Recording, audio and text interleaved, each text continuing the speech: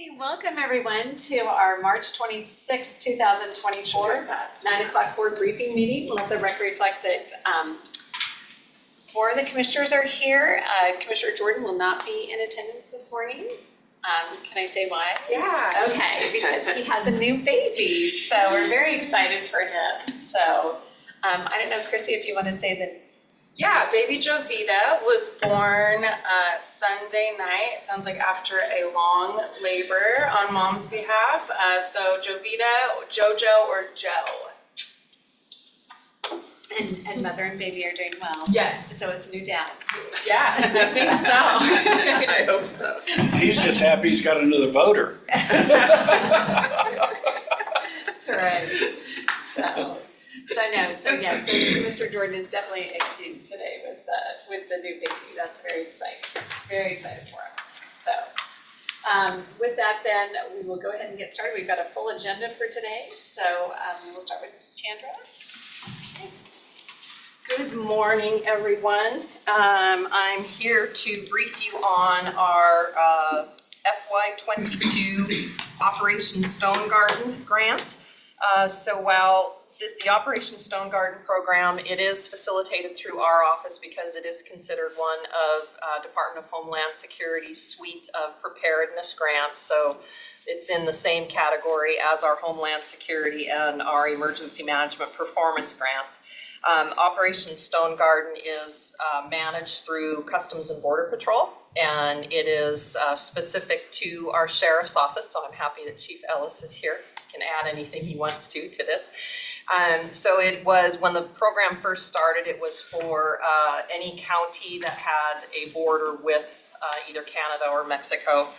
It has since been expanded to secondary and tertiary counties, which is why Spokane County is eligible for it.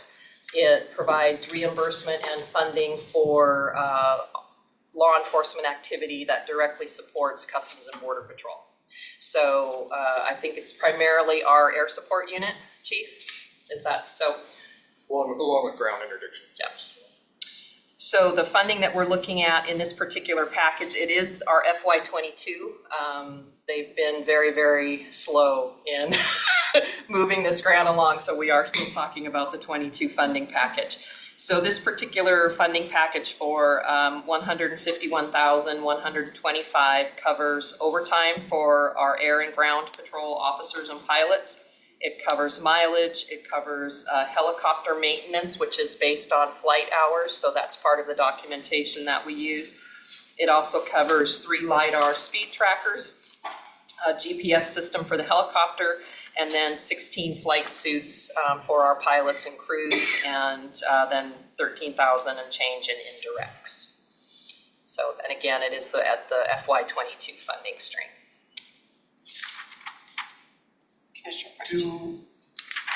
Do we have a contract for working with the feds with regard to detention of illegal immigrants coming into the country? I'm not sure. We did it one time and then we let it lapse, and I was just wondering if we had reinitiated that or not. I just couldn't remember stuff, so. I'd have to check. I believe that contract would be with detention services as far as space reserved for them. I don't know the answer to that. My understanding, it has lapsed and it has not been reinitiated. Part of the, I think that was because of the state legislation that was passed that didn't allow us to do that. It's a couple years ago. Doesn't allow us to do it, or it creates a separate category if you do it? Because there are counties in the state that do have contracts with the feds for housing. We do with U.S. Marshals, yes, for sure. But I believe the Border Patrol, the state legislation, I can't quote it off the top of my head, but I believe it precluded us from being able to house ICE detainers.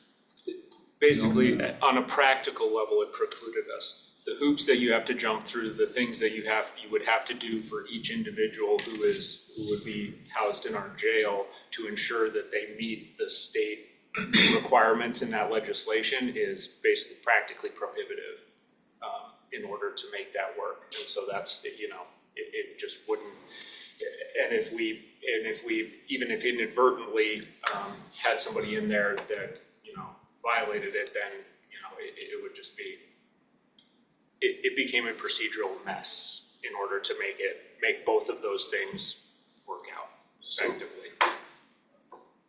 I apologize for stepping on your presentation, but the unintended consequence is that by not having that contract, we then have been defined as a sanctuary county. That's I'm And what aware it of that. takes I to get forget out of what that agency, yes. classification is that you have a contract with Border Patrol. Right, And other counties in the state have a contract with Border Patrol. That's why there's only, what is it, 6 or 8 counties? I'm not sure. Something like that, that are classified as sanctuary counties. I just, you know, when it creates a negative impression for the county when we're in this, I mean, when that report showed up, my phone just blew off the ringer. What the? And stuff, and so, I think even if we had a contract, even if we were to figure out a way to get a contract, the practical effects is we've got no places. We've got no room in the jail to even be able to hold them, because we've got other felons and gross misdemeanors that are keeping us pretty full. I understand. I was under the impression staff was in communications with Homeland Security about this. I'm not sure about that. I don't believe our office is in communication with them. I don't know if the detention services is doing something Could we get else. a briefing I'll on follow that? up with Mike on it. I appreciate it, thank you. And yeah, he's not in today, but I will follow up with him. Okay, So I just wanna double check on this. Okay, so the $151,125. So is that reimbursement, since we're talking, this is fiscal year 22? So these were for costs that were already incurred. Some of them, yes, the purchases have not been made yet because we don't make the purchases until we have the contract in place. I'm just a little confused that we're like 2 years later and it's not reimbursement, it's. And then those are things that you guys know, you're anticipating coming and having. Okay. Okay. I'll go for it. Thank you. You bet. Appreciate that. It's government at its finest. You're not wrong. So, okay, Chief Ellis, Good morning. nice to see you. Thank you. I've been asked to come here and give an update on quotes for the new helicopter. Generally, these quotes are good for 30 days. The latest quote comes in at 3,197,000. That is lower than the previous quote that we received, 3.299. And that is reflective of the Commerce grant that we received that is to be used to purchase the thermal imaging system off of this. So basically that takes it off of the original quote and drops the price down on it. Okay, so the original quote had the thermal imaging in it. Yep. This one did not. Yeah. So that's the price difference. Yeah, the quote, the grant was for law enforcement pursuit technology, and so it allowed us to be able to basically take that out, buy the camera ourselves through the grant, and then we'll just ship that off to Bell to be assembled when they do the whole helicopter. Okay, so they'll still be assembling it Correct. on it. Yep. Okay. It's just better. because it's a law enforcement technology grant, that it's covering the camera, so that's being purchased separately. It'll just be shipped directly to Bell for assembly. Okay, and then I think there's just been confusion on, talking about the next model and when the next model occurs versus when this quote is good through. Yep. So, this quote is good through April 5th, and there's a potential when the quote expires that it raises. These quotes are, a little bit in flux here because every 30 days we go and get a new quote. They go through and they quote something new, and radio costs might have gone up and here. So we've seen little increases. When you go to the next model year, you can potentially jump 3 to 5%. They have not said what the what the cost increase will be for the next model year or when that occurs. They've said that with this quote, delivery is now scheduled for April of 2025. Do you pay on delivery or do you pay it when you order? On delivery. Yeah, and so it's 0% down is the way it's written here, and it's payment on delivery. Can I ask, you've referenced sort of the helicopter, which I assume is sort of your base model, and then the add-ons. Which are we more at risk to see the increase in, the base helicopter, or are we seeing the increase in the add-on? Right now, we've costs to seen the helicopter? minor variations in radio costs, the add-ons, and that kind of stuff, where I think where you're gonna see the significant, 3 to 5% is on the base model. Okay, Similar to on like a the car. helicopter itself, okay. Dave, can you share with the commissioners, what was the price increase on the base model only from the last quote to this quote? So we went from, roughly about $95,000.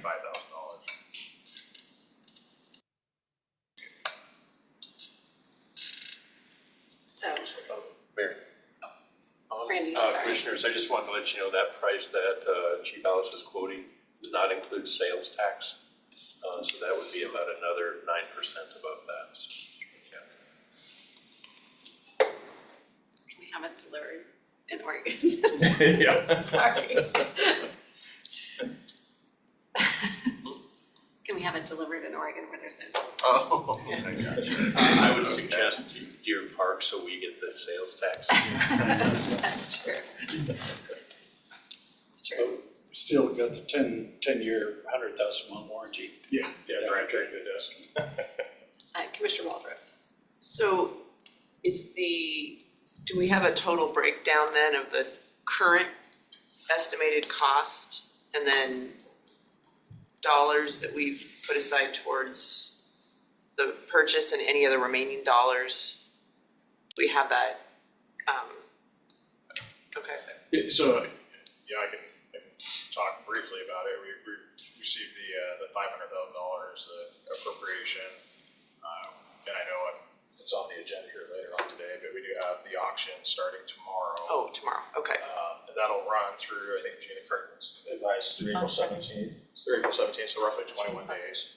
and we have a minimum bid on that, right? Minimum bid on A that. reserve. Yep, and then I also followed up, I know you had a question about their commission, it's a 5% commission, and that is on top of the sales price, so that's not come out of the bid on top of that, so that'll go live tomorrow on govdeals.com. So if anybody wants to buy a Huey, That's the place to go, that's the yeah. place to go That's the place to tomorrow, go. is to, just in case. Yep. So if there was no reserve, I'd get on one job. Not my See fault. what happens. Come on Chief down, Alice, I just Bob. wanted to confirm, did we not get a second grant from the state of $250,000 or not? I know you'd asked, and I thought we were getting that as well for the helicopter. I could be wrong. Yeah, I don't believe so. Okay. From Waspic? The grant we received was through Commerce, and that was for the law enforcement technology grant, that was the $200,000. To purchase like you just were describing, the infrared technology, okay. Which then eventually did bring down the cost Correct. of the helicopter. Yep. So, let's see. Okay, so then we have, and with the minimum bid, we actually had someone, potentially somebody was willing to purchase it at $900,000. Correct, yeah, we had a company that offered to buy it directly, but because of county policy, it's gotta go to auction, so auction process. So hopefully that will be, it will be more than that, but we hope. So, okay, so the current one is through April 5th. Right.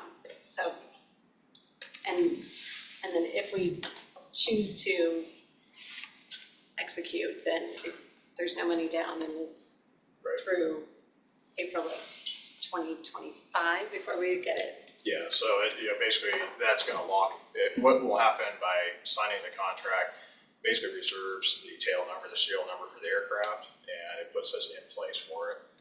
And so they'll start their assembly process and construction of it, and and they project April 2025 delivery. So this gets us in place, in line, so we're not getting pushed further back.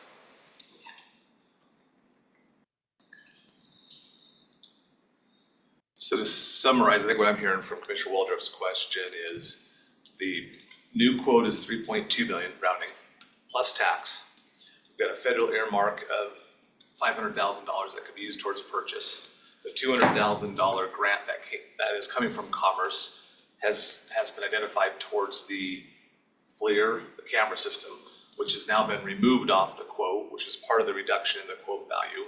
That's going to go directly to the purchase. So the remaining unknown is the surplus proceeds, which will come, which we'll hopefully know by the, did you say the 17th or the 21st of April? 17th, Gina, of April? So then, at that point in time, we'd know what the delta is. I think that's the summary as I'm capturing it. It is. But we know basically the delta at this point in time is gonna be, I don't know, Randy, about 2 million, It'll be approximately 2 million this commission. which is kind of what we've been talking about the whole time, so. So I think it's a necessary piece of equipment that we've been talking about for a long time, and I'm willing to just, we will have time to figure out all the rest of what that delta is and how we're gonna take care of it, but would like to get it under contract. So, Do it. Yeah. We're gonna buy it. so. Commissioner Waldorf. So, thank you, Madam Chair. Mr. Simmons, you said you've been working with the budget office and the sheriff's office on the use of the helicopter and trying to look at maybe an equitable share of ongoing operation funding. How, have you had a conversation with the other jurisdictions about that? Because I do see that as a potential, if we can bring in more revenue for the operations, that could potentially help us pay off a lot, debt related to the helicopter. We have been, we've worked on with the Sheriff's Department, coming up with an allocation model. The two primary users, in addition to the Sheriff's Department, are the City of Valley and the City of Spokane. With a lot of the information Dave's provided, we've come up with an allocation methodology that would demonstrate what each of those jurisdictions would contribute. I've had a conversation with the City of Spokane Valley and let them know Sheriff's Department was taking the lead with the City of Spokane. I think there were a few other changes that Dave was going to make to the allocation model, but I think we've got a pretty good one to look at. It takes into consideration all the operating costs of it that contributed, tactical flight officers for their time in it as well. So I think we do have something that is a good basis to be able to share with other jurisdictions. Do you remember offhand the dollar amount that would be an additional revenue to the county that we could use to help pay off the cost of the purchase? Because I understand that we're gonna move forward at some point. I would really like to know how we're gonna pay for it. And make sure we have at least several different options, of how we would go about paying off that $2 million. Preliminary was about 100,000 from each of the jurisdictions, subject to some final tweaks and changes of it. Yeah, from the two of them. And that could be renegotiated every year in the overall contract based on usage, or how many years back did you go to see if that's like an equitable share? What we used was the 2023 activity. So Dave has flight hours for patrol versus the rescue. So we segmented off the patrol elements, applied those to what our costs of the air support unit are, and then came up with some sort of, compared that to calls for service versus actual flight hours, which interestingly enough are pretty close. Every different call is gonna probably have a 5-minute call, you have an hour plus call, but interestingly enough, the flight hours versus the calls for service were pretty much 1-to-1. So I think that provides the framework for going forward in terms of what an equitable share of that would be. So if everyone agrees on that cost allocation, then that would be the framework that we'd use going forward. And what are the other potential dollars that we would use towards that $2 million delta? We could use general fund dollars is what we have it currently in the CIP Reserves, reserves, Yeah. yes. because there wasn't a specific. But we don't have that budgeted this year. Correct. Okay, but we were looking out to 2025 in our capital plan. Sounds like it now, based on what the payment schedule would look like. Yeah. And there's nothing. And that's a cash purchase versus a financing, so you still have that choice as well. Okay, I would love to get more information about fleshing out those choices so that it's not gonna catch us by surprise later this year, because I know we have a lot of other budget priorities as well. So, there's at least 3 head nods to have it move forward, to at least get it under contract, to get it, situated. Do we need to do that as by leave, or what do we need to do? Mr. Anderson? It's the 26th. Are we Yeah, on a 'cause we don't- timeline that we need to, We will not be meeting next week, so yes. okay, and that quote, we don't have time to do that the week after? I'm not sure what your meeting schedule is, but it expires April 5th. April 5th, okay. Yeah, Next then week. I will see what we have ready to go, and I think we have most of it ready to go. I know the sole source is completed, and I know that the feds have signed off on that, so I mean, that piece is all ready to go, so if we don't have, hopefully I think a resolution will be the last piece, and we can get that ready for this afternoon. By leave. Yeah. I was just gonna ask, do we even need by leave, or can we just have a simple motion to authorize Dave Ellis to move forward on the purchase of the property from Bell Helicopters as presented? I mean, do we have to go through the formalities of a by leave and a resolution at this point, or? Do it by clerk's minutes. I mean, I was just throwing, not saying we have to, I'm We just have to just open throwing up that for out. public comment.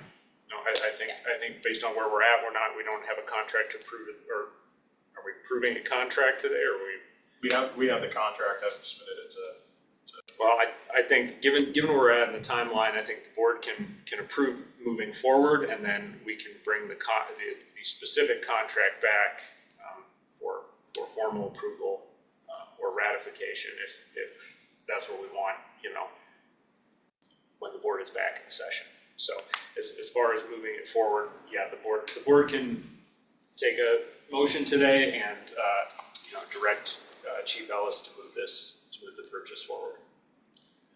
Alternatively, I hear from Chief Ellis that the price may increase, but we don't know that it will. The base model did go up, which is the base model that I think we'd be buying.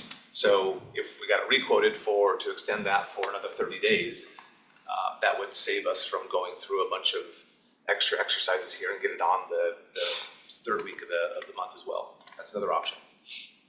And then I think the contract, as I've seen it, is for financing though, right? Is it for the acquisition, or is it for getting into a financing contract? I believe it's for acquisition for purchase of it. Okay. I would think we need to guarantee that we're, just like on the cars, that Just throw out an option. guaranteed to buy it. Is there a way for you to contact Bell Helicopter to see if they would extend that one more week for us? Sure. If we find that out, if they can extend it 2 weeks. Let's get 2 weeks. Let's see, what's our date for that? So we don't meet next week, so it'd be for the 9th is when we would next be able to execute on. Well, I guess you're right, Commissioner, it would be a week after the current quote. So if they could extend it for 1 week, then if you find that out, then we will have time. If they won't, then we will be looking to do by leave. Okay, yeah, I can do it. Okay, Yeah, absolutely. thank you. Thank you.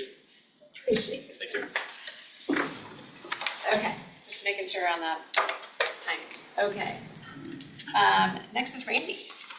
See, Randy, you should have been at the table already. Yes, I should have. Good morning, Commissioners.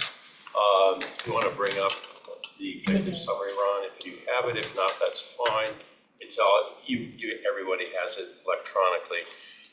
We have our financial advisor has brought us an opportunity that we could defease some taxable bonds by putting about $14.5 million in a bank account that would, with the interest that they could buy on the investments, would pay off about $17.5 million of future payments.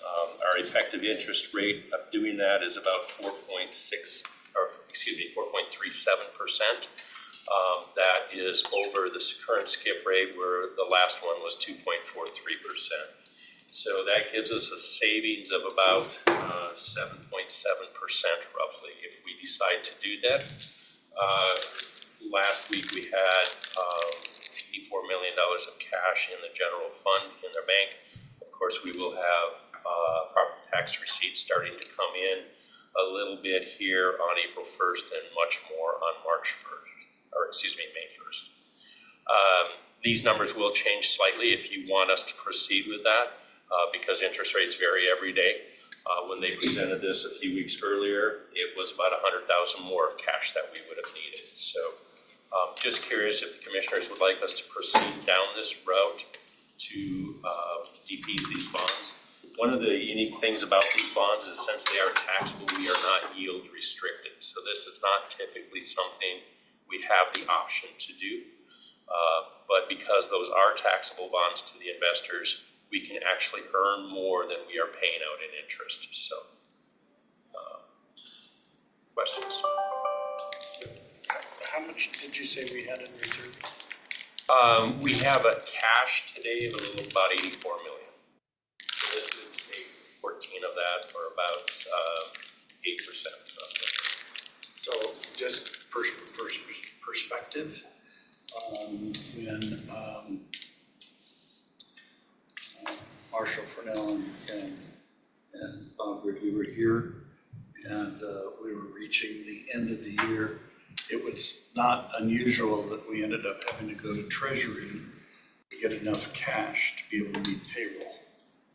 And we are now well beyond that period of time in the county's history where we have to do that. So just wanted to kind of put that on the radar and on the record that, you know, we are now much more financially stable than we have ever been.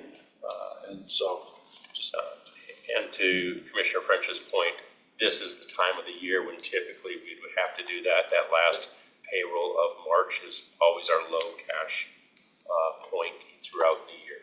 Yeah, 'cause it's just before property taxes come. Yep. So my question, these bonds are, I guess I apologize, so they're the 2019 C bonds, so are they So sewer these- bonds? Are These, they- so there are four funding sources for these bonds. Sewer has one payment left in December of this year, and then they will be done. The majority of these relate to the PFD. That's about 14.5 million of the payments. We also have a fairgrounds for Avista, and then we have Avista Stadium, which is the car rental tax. So the car rental tax, fairgrounds, PFD are the main ones, with PFD being the largest, and then sewer has one payment left that would be in December that we would be defeasing. So we would be getting those money from those funds through 2032. So the last payments are December 1st of 2032. So this would be pre-funding for about 8 years. Okay.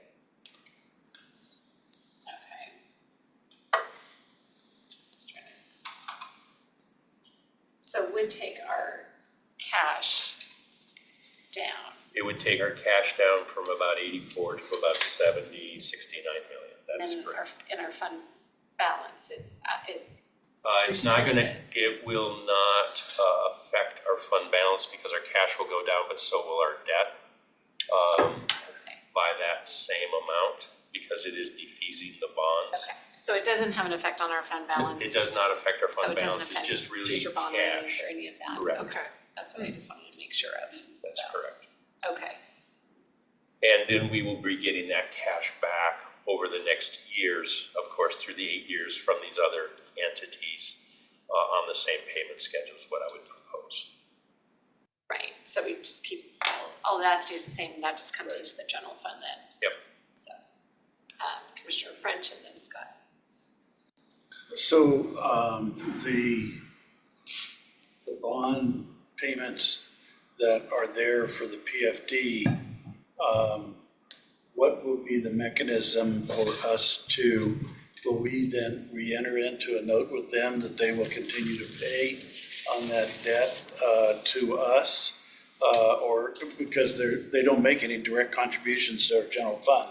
So how will we mechanically handle the payment from the fairgrounds, Vista, and PFD? What we do today, commissioners, is we take on May 1st and November 1st, we tell the PFD, for example, how much their payments are for all of their debt in addition to this, and we take it out of their account. They have us just take it out of their account, Right. transfer it to us, we move it to the escrow agent, and then we make those bond payments. In this case, I would propose we stay on the same payment schedule.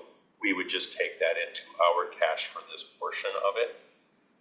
And I understand that, but I guess what I'm asking is, what kind of instrument will we use with the PFD to impose upon them the requirement to make those payments to us? Because they're making the payments now to retire the debt.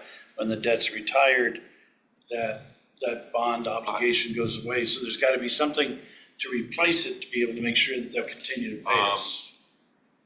I will have to check with legal on that, Okay. but even though they are technically defeased, there are bonds being technically defeased, I don't know if that would relieve their obligation to pay us, so I will double check that before we Yeah. move forward. I mean, Good point. Yeah, I don't care what instrument it is, just as long as it's an instrument that says pay us. So I'll get that answer for you. Thank you. I think everyone summarized it well. It's really essentially the commissioners deciding to put money into a finance or a investment vehicle that's going to earn a higher yield than what we're earning today. And then we'll step into the shoes of the bondholders and receive those payments, just as they would have been going somewhere else, and it'll come into the general fund and it'll pay back that 14 million plus the interest earned. It's really kind of an elegant solution for a higher yield that the county will get from that. Well, and if we are going to use a note, I mean, anytime you renegotiate a note, you always increase the interest rate. So, I mean, that's just. Interest rates are higher right now. Yeah, I mean, interest rates are higher. All right, I'll get that question answered before we get the head nods to proceed with the municipal advisor. Okay, thank you. Thank you. That's gonna take us to Jeff. John is online. John, oh, I see him there. Jeff and John Colton. So kind of just a touch base, we are about a week out from needing to get our earmark requests into our federal delegation. I sent around to all the commissioners yesterday.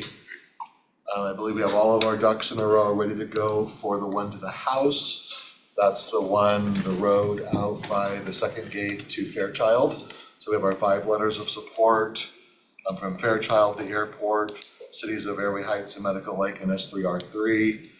That would be, it's about 2/3 of a mile road that would be completely redone between Craig Road to the west where it actually enters the base. And then where Thorpe intersects with Craig, there'd be a roundabout built, and any remaining funds would do road work heading north until the funds were depleted. So it's about how much can we get done with that money? And so everything's ready for that one. Any questions or concerns, or are you all good with us submitting when that portal opens? The stabilization center expansion, as of yesterday, we have our multi-care letter of support in hand, Providence. They're just running it through the appropriate people for signatures. We will have it very Double checked that soon. yesterday, but yeah. Perfect. Heard that it was just getting through their marketing. in the works. Justin will be out of the valley, I believe tonight, isn't it, Scott? Yeah. To answer any questions they may have, to get a letter of support from the city of the valley. We also have a request in to the city of Spokane. John has worked with the people there. Justin, sorry. And we're hoping to get a letter of support there. We'll see. It sounded promising, so we should have those in the works also. And then, John, are you still thinking maybe doing a third project? We're thinking a stabilization center to Senator Murray's office, the Fairchild with the Federal Nexus to the congressional office. And then John and I have thrown out the Wall Street project as one that could possibly go to Cantwell. And I also wanted to throw back out around PFAS if we wanted to do some sort of study ask or something there. Those are kind of the ones that rose to the top.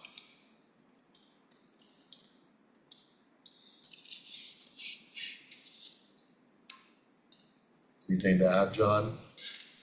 Yeah, I mean, I think with the PFAS, PFOA, we wouldn't likely necessarily have the right line item budget information to do anything on the infrastructure side. If we went for like EPA, STAG, drinking water, or anything like that. So I don't really know if that would be, if we could get that done in time. That's something that will probably take months and months and months and months and months. Studies and meetings and all the things. Yeah, and in terms of studies, I think those are probably at this point in time best left for conversations with the delegation. And I know there's a lot of commissioners that are going to DC in a couple of weeks. And I believe we do have some meetings and we are all having conversations about more meetings. And I think Commissioner French, you've had multiple meetings with EPA. I think we're talking to Ecology on Thursday, or that's coming up relatively soon. So on the PFAS, PFOA stuff, I don't really know if an earmark approach is the best way to go right now. And then I think, certainly we can submit WAL. I think in these appropriations forms, you can rank your projects. The benefit of submitting WAL would be if the senators have too many requests in LHHS, and there's just not the money to go around to fund something like that. This would give them another option to fund something out of THUD. I think we would just have to make it very, very clear that the Crisis Stabilization Center was the county's top priority. And I've actually requested, Jeff, you and I talked about this a little bit, to try to do a Zoom call with Senator Murray's state director next week. I've not heard back. I know it's in the middle of appropriation season for them too. So if for some reason it doesn't happen next week, we can certainly hopefully do it the following as applications are getting reviewed. Yeah, but I mean, the commissioners are just going to have to decide. It's risk reward, right?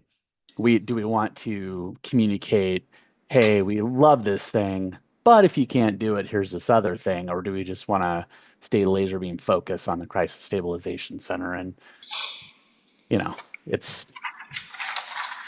got two choices. And just the LHHS budget is not open in the House, so that makes it extra popular in the Senate.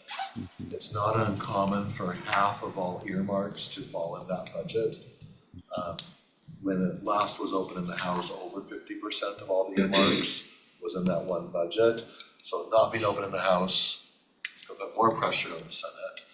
So just to kind of play into that, as John was saying, if LHHS gets full, do we want to have something else in THUD?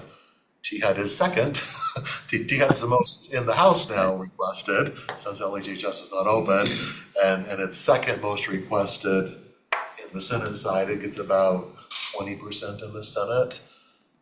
So that they are the two most popular funding request spots. So Doug, do you want to just have us put these two, the stabilization center and the child second gate, into Cantwell's office? And have two that we hope the three of them push through? Or do we want to go for a third ask that would also be a backup if one of the budgets gets overloaded?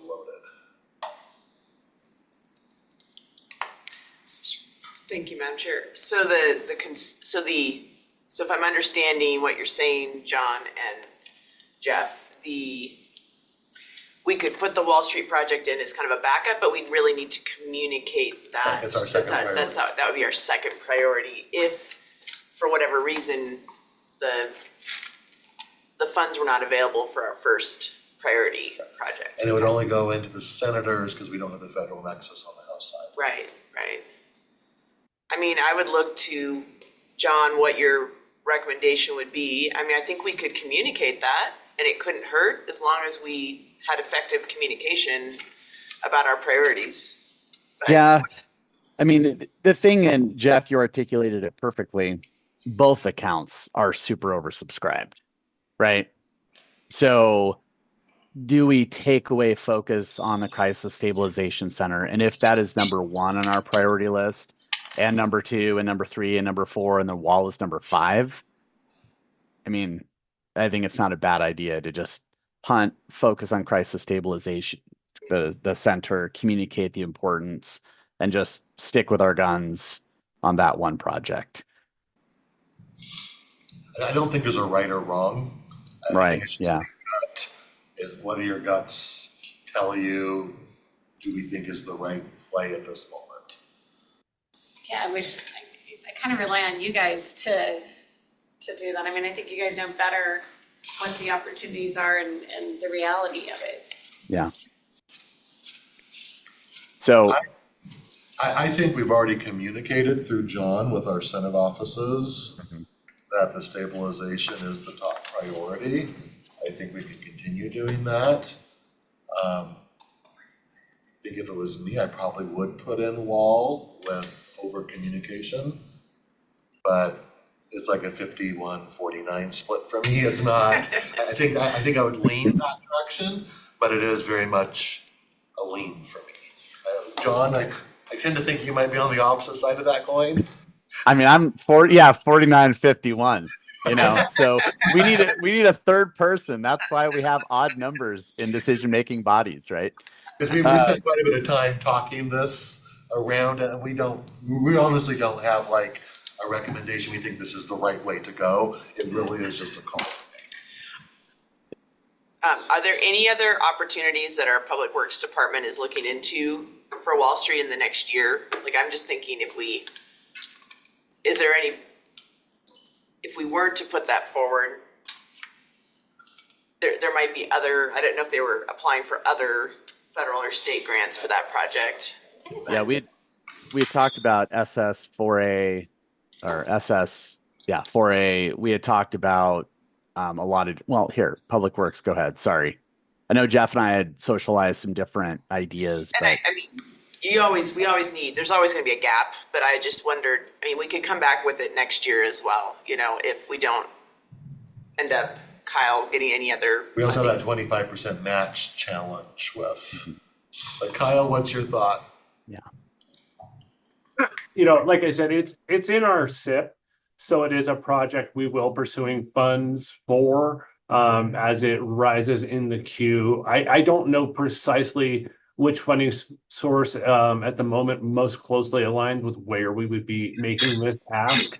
It's, you know, if we did get local funding for Wall Street, you know, that's another project in our SIP that doesn't get local funding. So it's kind of a toss up on that, but I'd have to talk a little bit closer with my grants team as far as where in the queue and which funding source they would be targeting for this.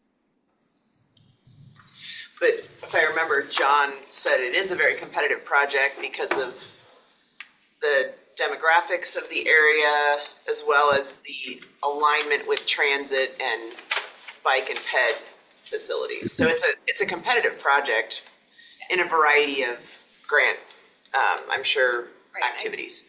It's on SRTC's list, isn't it?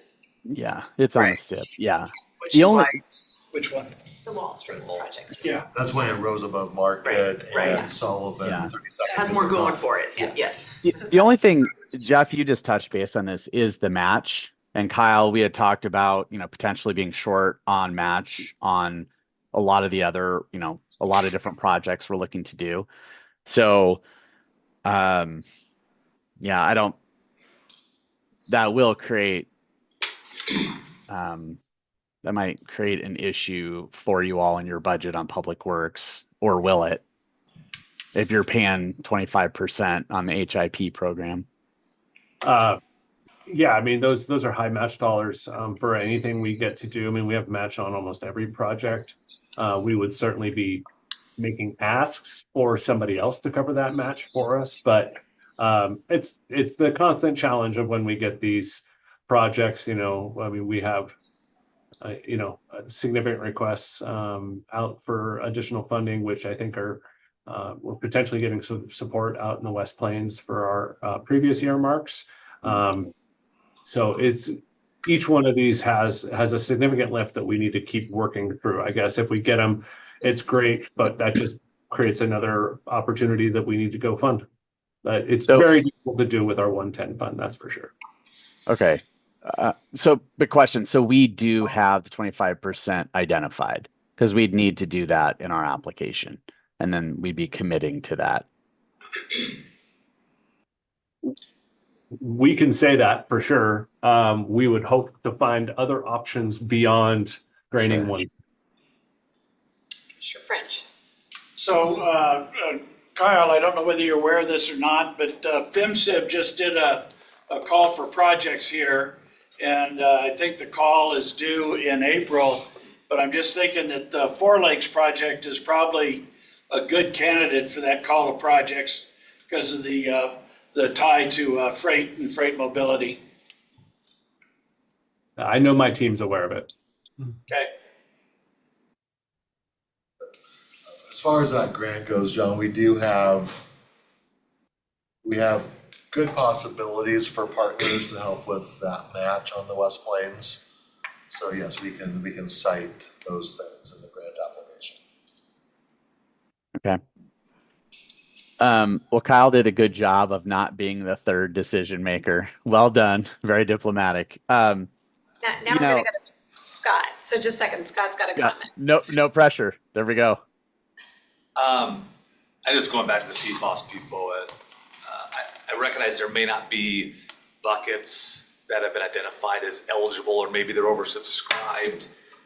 We don't know what the plan will be to remediate that, but that's what planning is for. And it feels like it could be a miss if it's not a strong emphasis by the commissioners as to requesting from the federal delegation, given its history as an Army base, given its involvement with the FAA, both federal nexuses for the cleanup. So maybe it's not a specific ask, but maybe there's an opportunity to, in a letter to them, strongly emphasize the need for federal support for whatever the remediation needs might be. So my thoughts. I mean, under STAG, John, just a second. I'm gonna have Commissioner French go. Yeah, so I've been in contact with both senators and our Congresswoman about this, and they are actively working to try and find funding to address the issue. So I'm comfortable we are top of mind for all three of them. It probably wouldn't be a bad idea. I know I've already sent one letter to all three, but I mean, if the board wanted to weigh in and send a letter on behalf of the board, I mean, they certainly cannot hear this too much because it is a priority. But I think they're still exploring opportunities for funding.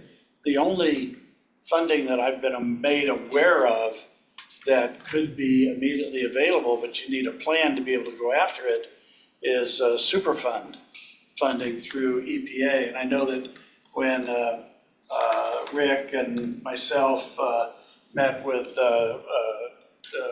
Casey Sixkiller over at EPA, that clearly was an option put on the table. And I would not be surprised that that doesn't become one of the many vehicles they use, but certainly wouldn't be opposed to the board sending a letter, you bet. The more they hear it, the more that it keeps them top of mind. I know you've been actively involved with the Commissioner Yeah. French. I just highlighted it too. Is it helpful to magnify it even greater and acknowledge that one of the big priorities of the board? I defer to all you. You are closer to the federal ask of the process than I am, but. Well, also remember, not all these asks are money asks. Right. We can do a programmatic ask, which would be, requesting that they figure it out and work on it, since it is kind of a federal issue. They're the ones that require the use of these phones. So that's another option. I know we always think in the monetary, but there is the programmatic angle too. Well, and it's not, I'm sorry. It's not just a federal issue, it's a state issue too. And that ecology will be part of the final equation in terms of how we deal with it, because, in my meeting with EPA, they said, all of our agencies are going to be challenged to do things we've never done before. And so that could involve changing legislation at the state level to be able to allow for solutions to be able to move forward, or allow ecology to embrace solutions to move forward, because there is no take off the shelf kind of solution to the PFAS challenge. So, I'd certainly welcome a letter from the board if the board is so motivated to do that. But, and it's a national problem on all DOD bases around the nation. I mean, we talk about it at our civic leaders event, Yep. so, Would you guys like us to work on a letter? yeah, I think that would be, That would be good in anticipation. I think Commissioner CUNY and Kearns, you guys are going to DC in a few weeks, so it'd be good to have that, to be able to have that conversation. But I'm gonna be there too. Oh, you're gonna be there too, okay. Yeah. Okay. You miss a meeting and all of a sudden you're dead. Yeah, wait, he's here, what? missed a few in person. And Ron, we should talk about coordination, by the way, because I was thinking about that 3 county or 2 county request for the state agency might get a little dicey. So if that's okay, we'll coordinate maybe later today. Okay, great. But I would think So- that even we're seeing it on the west side with the Joint Base and with Whidbey Island and all of that. I mean, this is an issue on around every base. So I don't know if there's a way to talk to the other commissioners to see what they're doing. Well, it's every base and it's every airport as well. If it has any affiliation with FAA, they've got a problem. They had to use that. They had to type of- use it. I mean, that's part of the challenge is they were mandated to use it. So Tri-Cities has got problems with Hanford and with the airport. Yakima's got problems. The other side of the state's got problems. So it's not unique to us. We're one of the party. Okay, so you'll work on a letter. We'll work on a letter and get that for you. Guess it'll be in 2 weeks since Yeah. next week's spring break. So let's circle back because I can share with you some of the stuff I've gotten from both ecology and from EPA. Definitely. And we can also have a longer discussion, understanding all the different pots of money, EPA STAG. There is options and things that are out there. But I mean, all the commissioners, you've said it. I mean, sorry, hold on. I think I'm on 2 devices here. This is something that's national. We have to address things at the national end. So, this is gonna, unfortunately, take some time. I'm gonna attempt to break our tie. I've not heard anybody say go for the 3rd. I'm thinking, So I'm gonna stay at the 2 unless you guys tell me otherwise. I just think keep it simple. Yeah. I could go either way, like you're saying, but I think if we keep it simple and we really prioritize the two projects. Okay. That way, That's just, I have no more knowledge than anyone else, that's just, it might be easier to message and communicate. that way everybody's at. I'm fine with that. Okay, we'll keep moving forward with these two. Thank You you. change your mind, let me know. Thank you for joining us, John. No, of course. And just so you all know, I'll let you know what the Congresswoman and Senator's offices say about getting some time next Tuesday to Zoom with everyone. We're actually So off we're next actually week, off. Yeah, next Oh. Tuesday. so it'll be the 9th. Got it. Yeah, so it'll be a meeting of just you. Yeah. All right. Enjoy. No tiebreaker needed on that one. Okay, great. Perfect. Okay. Thanks, commissioners. Thanks, Jeff. Thanks, everyone. Thank you. Thanks, John. Well. Hey, we're gonna continue with Jeff and Heather now. Excellent. So this, I think, is going to become a fairly standard event, although it's our kind of first of the cycle. As ARP deadlines are approaching, as bills are coming in, as monitoring is starting, we are learning groups that maybe not be able to get through all their money. We've also learned groups that have done some things incorrectly, which require some fixes. So gonna rattle through a few of them here for board acknowledgement and direction. Some of these we talked about last week. Since last week, Heather and I have had a few conversations with Dale Anderson in legal. So these are the ones we have through legal at this point. I'll just start by saying, this is a big shift of funds. There's no new projects, but there is some funding changes. Some things will be going into general fund, some general fund things will be going into ARP. So in the end, it's just different buckets paying for different things. As you guys well know, government funds come with certain restrictions. We want to make sure the right funds are paying for the right things. So the first one is that CLA contract, our accounting firm, which was very helpful during the RFP phase. Their technology has not kept up with the monitoring phase.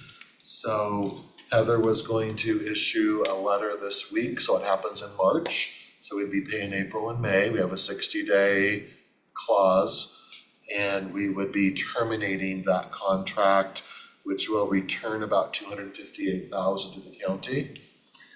Everybody's still good with that one? Next, the medical examiner, you'll recall their award. It's the cold case analysis, where through crowdsourcing of DNA, where we all spit in a tube to get our ancestry, it's also proving to be very effective on solving cold cases. That has all gone swimmingly, and we've actually solved some cases and brought closure to people. Very much a good news story. Some of the procurement process didn't follow the letters of the law with ARP, so that's one. We've already reimbursed just shy of $150,000. We're gonna move that to the general fund to make sure it's paid for with appropriate funds. The remainder of the award going forward will stay on ARP, because as the fixes are done, we can go forward. Everybody good with that, Chiru? The disaster recovery funds for the fires, you'll recall when we received the money back when the Museum of Flight, that's Seattle's, but when our air flight museum out at Phelps Field had that regretful bankruptcy, that funding we put under disaster recovery for our match. The newest iteration of rules does not, we can use the funds for those purposes, but they cannot be used for a match. So we were going to bring that $258,000 back. I'll talk to the rest of the shift later. We just learned since our last meeting, we awarded Pioneer Human Services $300,000 for the Carlisle downtown. It was roof and generator related capital improvements to the building. They are now selling the building. Per ARP rules, you cannot realize a gain from these funds. So we've reimbursed approximately $169,000. That will need to be returned. The other 131 can no longer be spent this way, so that just won't happen. So that 300,000, and that also has a 30,000 indirect match. So that funding and the indirects will come back. If you add all those up, it's just shy of $1 million, 990 plus. Our suggestion would be to put 750,000 into our administrative line, which can be a sole source. That's where we, like the fair roof is in that line. Other clean buildings requirements, that line can be used for anything on facilities, IT related projects. And then funds, general funds that were going to be used for those would be spent on ARP. We're suggesting the remaining just shy of $250,000 to go into human resources, staffing. And if you added staff anywhere or staff that has been added during COVID could be paid for out of that line, that would relieve about $1 million of previous general fund expenses. And then that money could be used as our match for the disaster fire funds. So essentially, all of these things that we're pulling out of ARP, we're switching costs with general fund. That way we have general fund dollars which are legal to be used for the fire match. Happy to go slower. If people have questions, we can talk afterwards. This will be, we're not exactly sure how many resolutions. We think somewhere between 6 and 8. We'll work with the lawyers. Sometimes we do indirect separately than the underlying. Sometimes we will probably remove them all with separate resolutions and then respend them with separate resolutions. Looking for your approval to, first off, that Heather would sever the CLA contract this week. So we do it this month. That saves about 8,300 and change. And then you would see all of these resolutions on the April 9th consent, unless somebody wants to see them here again first. Sever Pioneer. And Pioneer is also a severing. That one's not as timely. We don't have that monthly fee like we do with CLA. So it'd be severing to 2, and then all of these switcheroos, which ends up with general fund paying for disaster recovery and ARP paying for some general fund expenses around administrative and staffing.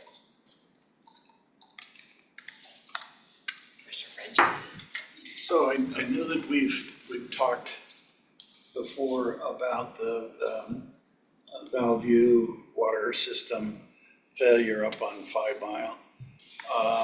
Have you had any luck or success or rays of hope there might be some kind of funding that could help offset that expense?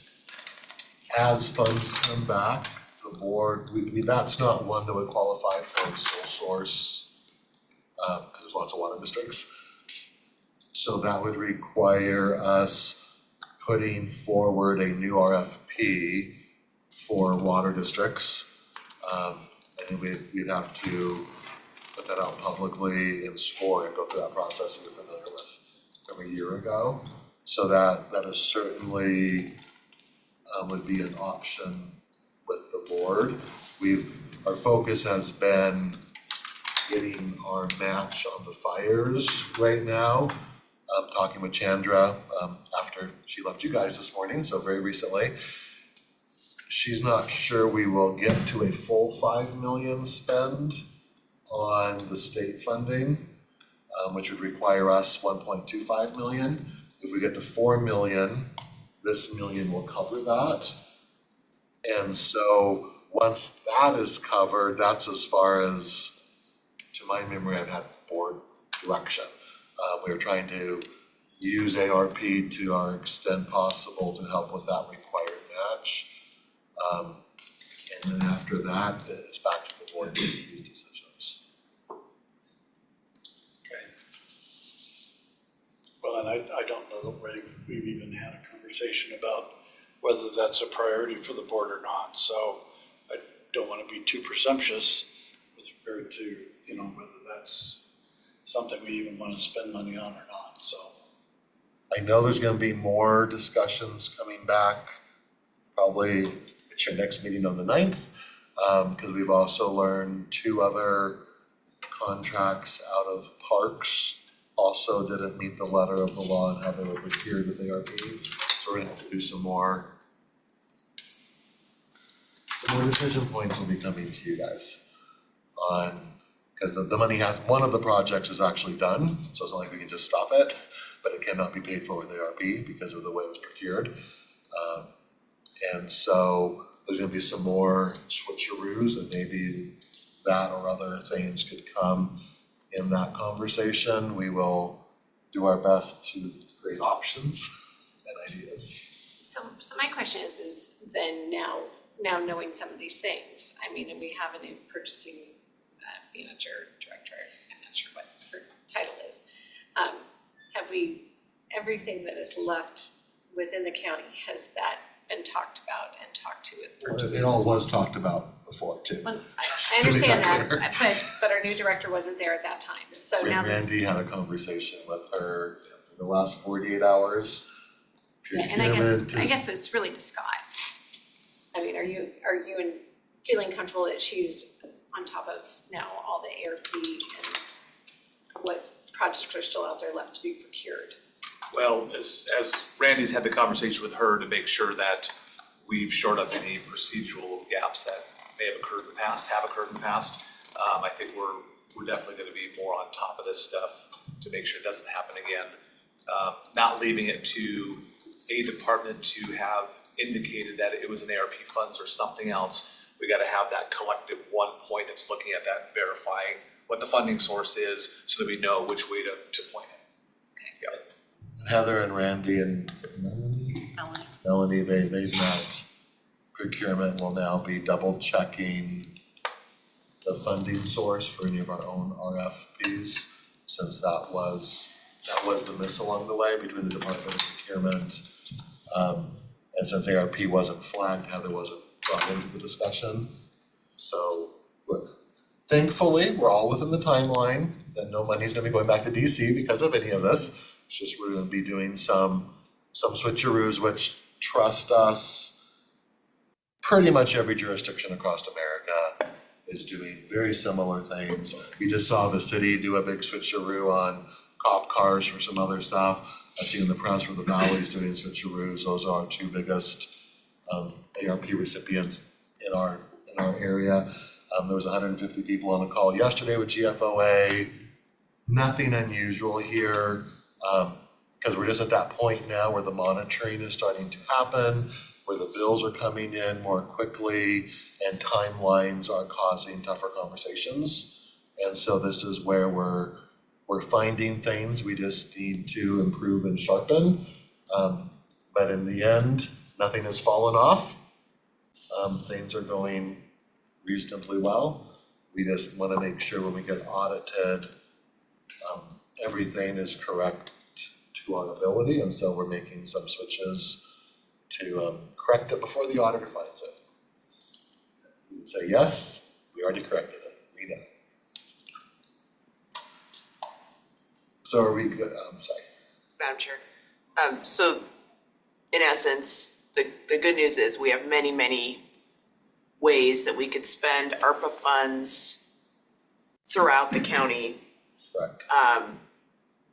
For salaries, for a variety of purposes Salaries related. and clean buildings are Right. two very big categories. Right. So we just have to make sure we're crossing our Ts and spending it correctly. So I appreciate you guys working to make sure that happens, and I mean, I support what you're bringing forth and the changes we need to make to date. And I guess we just have to keep talking about it as you have more information. And just to be clear, all of these funds have been spent appropriately. Right. Just some paperwork Yes. wasn't quite done correctly, and so we are taking the extreme approach to make sure. Very conservative approach. Very conservative approach. Very likely, they would have just said, oh, you could have done this better, but we think since we have identified it, let's make no question that we have corrected it. So it's a very conservative approach. In the end, everything is still getting paid for. Right. Nothing is Our being general changed. funds could be used for some of these same purposes. And ARP, same And with so, the ARP. yeah. So this is a big movement, but nothing new is being procured or purchased. ARP was new to all of us, all of the jurisdictions. likely something that we'll never see again in our lifetime. I'm not surprised that we had a couple of hiccups in this, but the team has done a really good job looking at it, identifying it, fixing it, and at the end of the day, no harm to ARP and general fund. We're able to manage its way through and stay in a good position to make sure that when we do have an audit of them, we're gonna be in really good position. And 17 versions of the final rule. So some of this is also at the federal level, we are trying to pivot real time in a lot of ways. And so sometimes those timelines didn't match up perfectly, but we wanna go retroactively to the extent possible and make sure we're doing stuff as of the current rules, even if what we did was proper at that point in time. So lot of moving parts, but bottom line, there's nothing new here. It's just different buckets paying for different things. So we'll be in compliance with the 17th version of the final rules. Think how smooth it could have gone had it just stuck with those original guidelines. We would have lower blood pressure. Which they kept Or even if they saying- stuck with the second or third or Yes. fourth or fifth It's only iteration. 17. I think we're pushing Still time. 1,500 pages of rules right now. That's a lot, even online when you can keyword search. And Dale has been a saint helping us through the legal checking and all of this, so. It was supposed to originally be very flexible, which was not. Originally it was, it's that 17th version that kills you. I remember that it was supposed to be much more flexible than CARES. Yes, And which of is course. not been the case. So, the So, bottom line, you're yes. gonna be seeing a whole bunch of resolutions on your next consent. And then this is probably gonna become at least a monthly, if not more than monthly, as we do everything we can to make sure all the right buckets are paying for the right things. Thank you very much. Thank you. And as you said, we'll see you back, I'm sure, on other occasions. Yes. Okay, thanks Heather too. Thank you. Okay, and Martha Lou. Nice to see you, Martha Lou. Good to see you.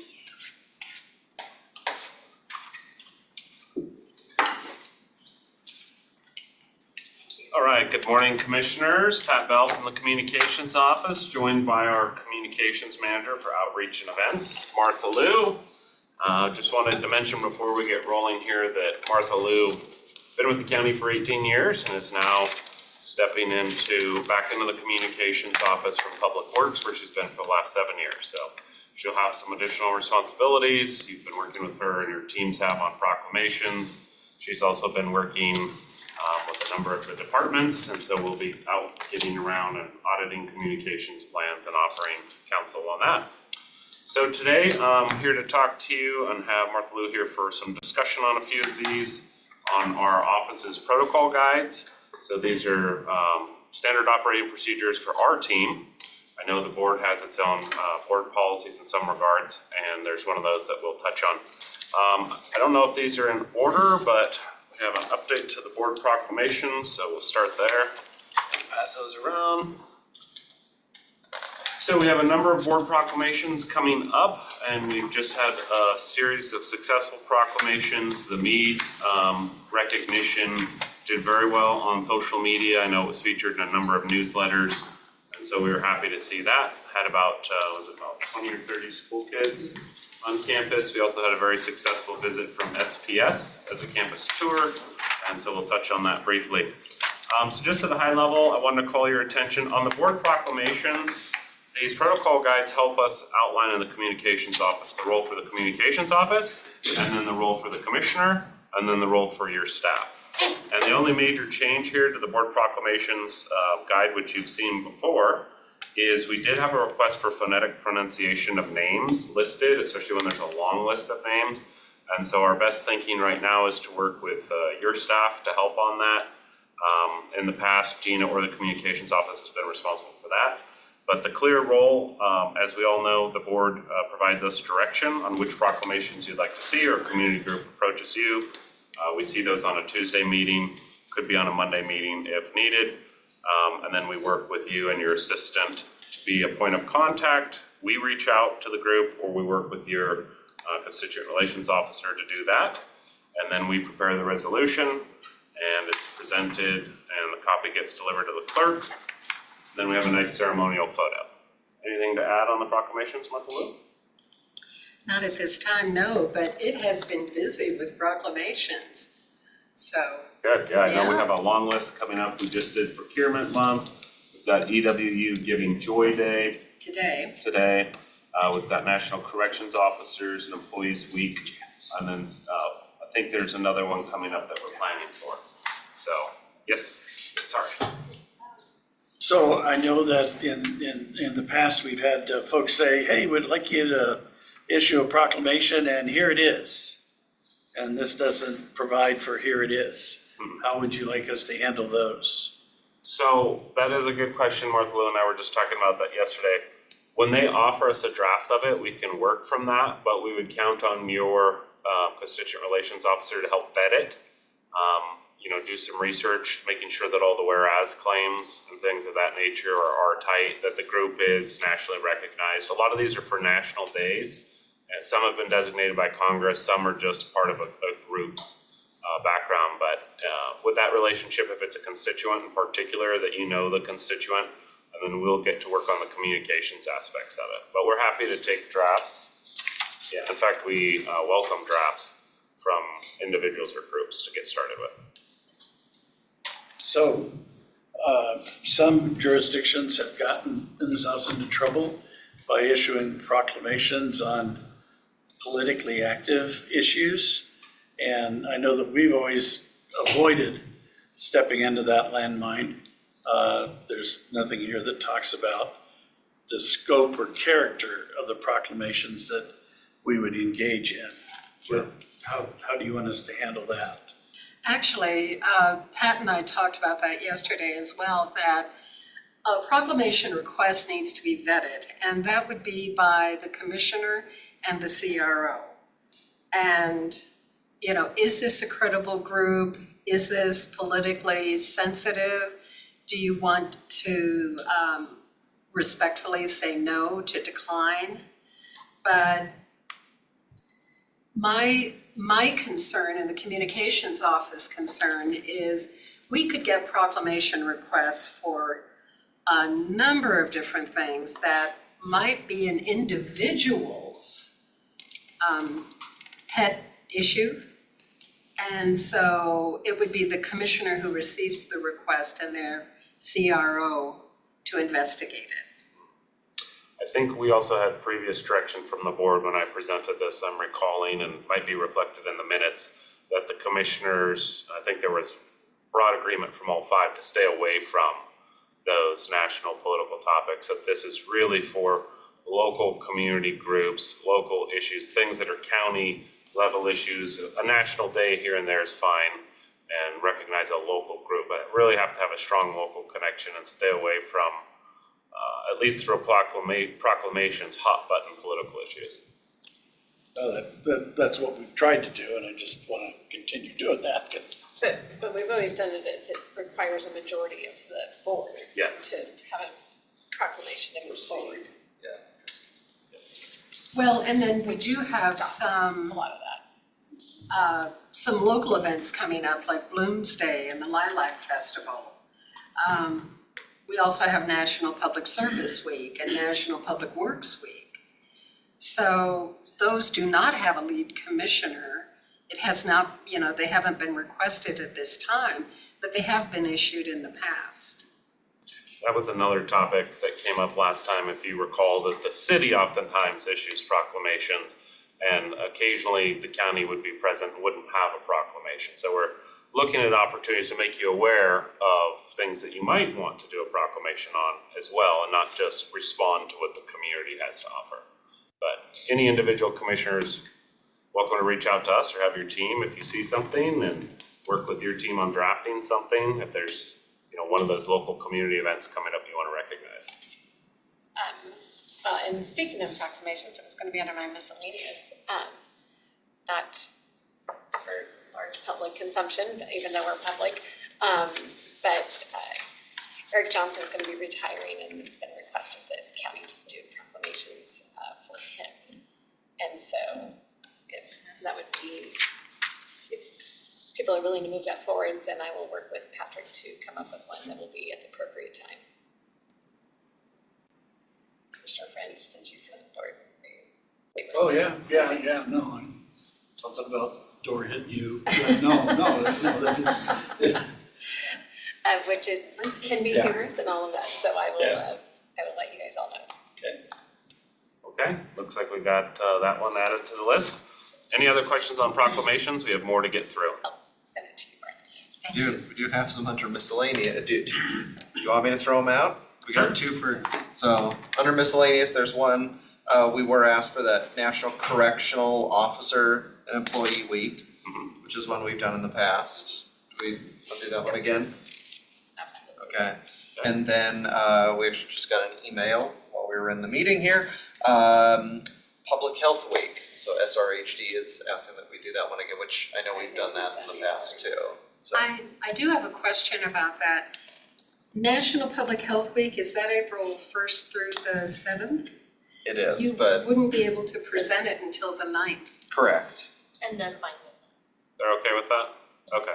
The other thing that would be helpful is when you receive the requests, there's a way to go into Gina's or the board's resolution directory and search by proclamation.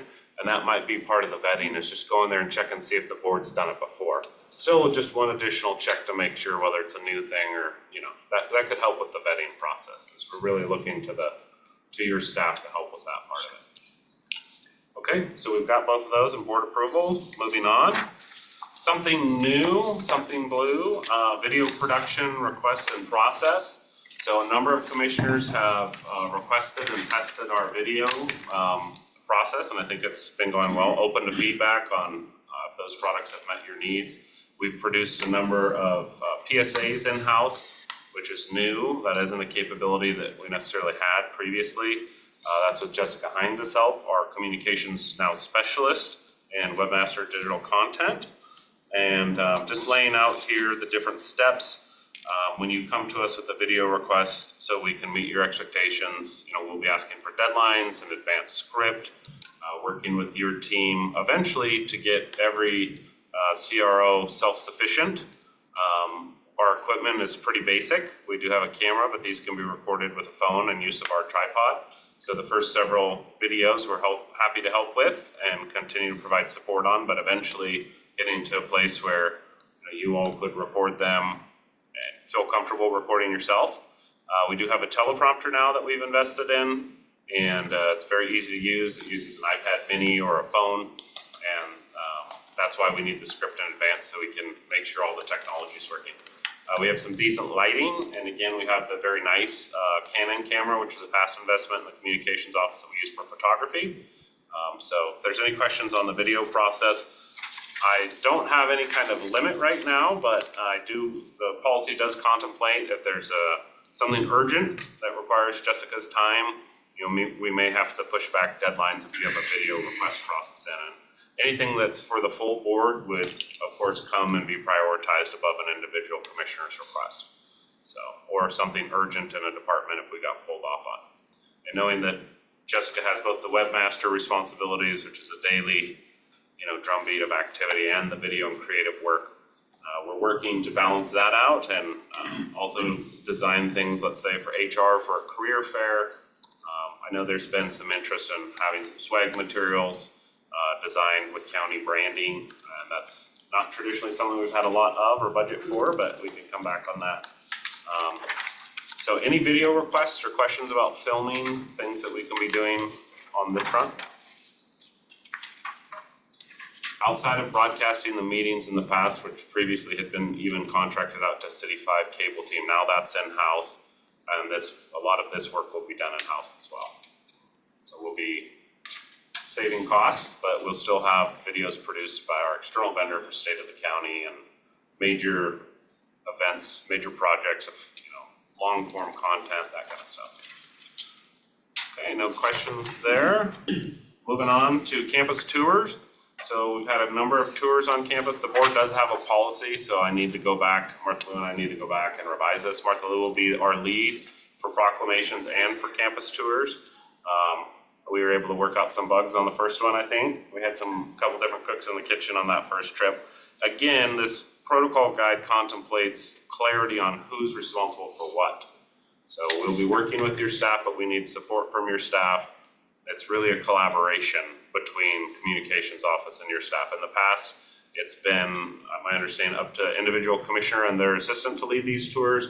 We're offering, with Martha Lou's knowledge of the courthouse and Vicki Dalton, the auditor's office and history, have a nice pamphlet we can give. Tour groups, these could be school kids, but we're also thinking they could be community groups that you want to offer these to. Nice community engagement opportunity. I think it's about 20 SPS school kids here. I know there was a Leadership Spokane group here the other day.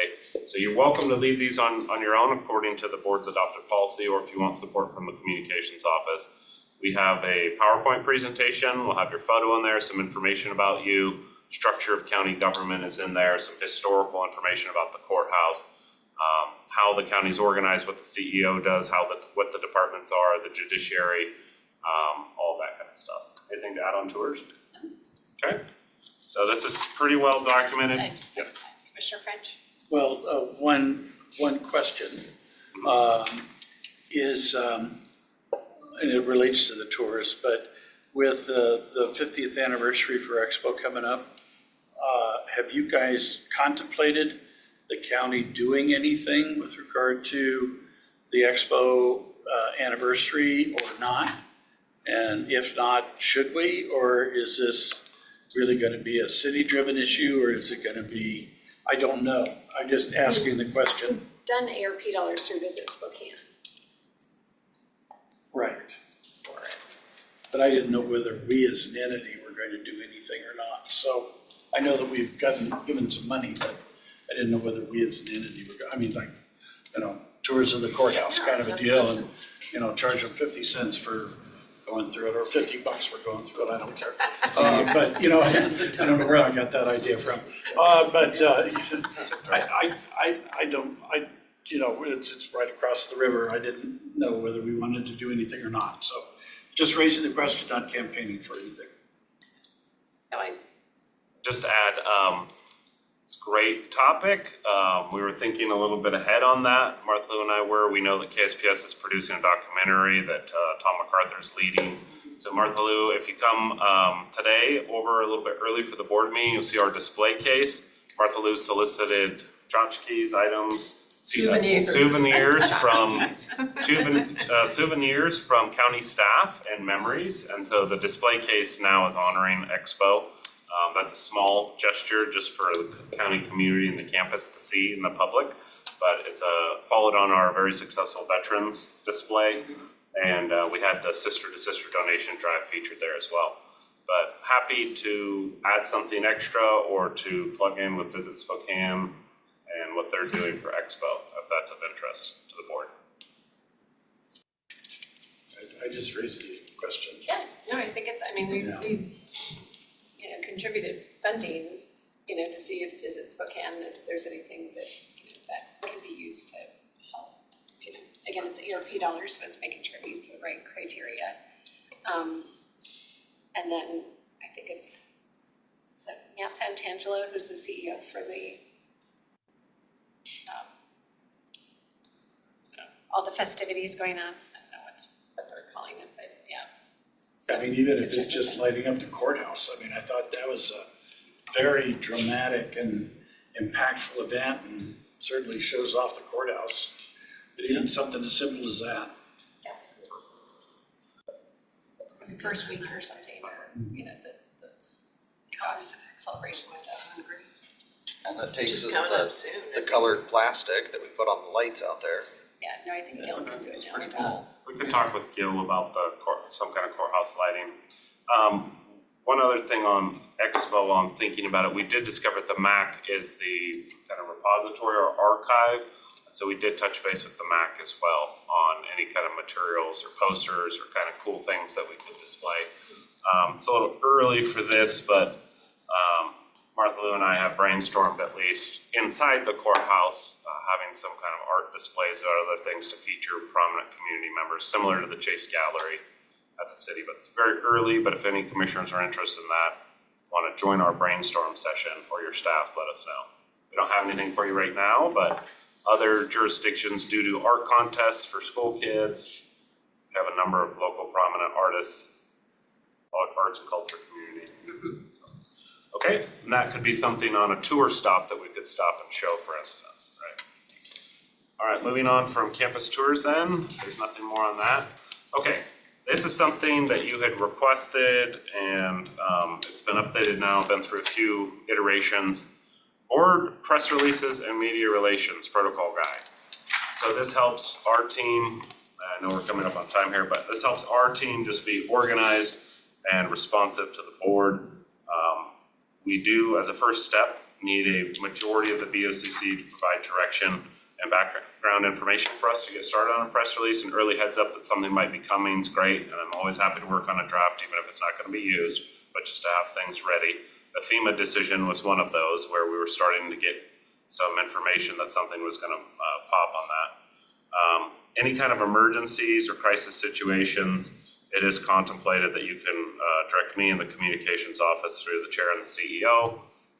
Again, this is just our protocol guide, operating procedure in the office. The quote in any countywide press release will start with the chair. If there are other board members desiring to have a quote, it is a little unwieldy to have 5 and to say something meaningful for 5 different commissioners, but you're also, of course, able to send out your own press releases. And always happy to look at those as well.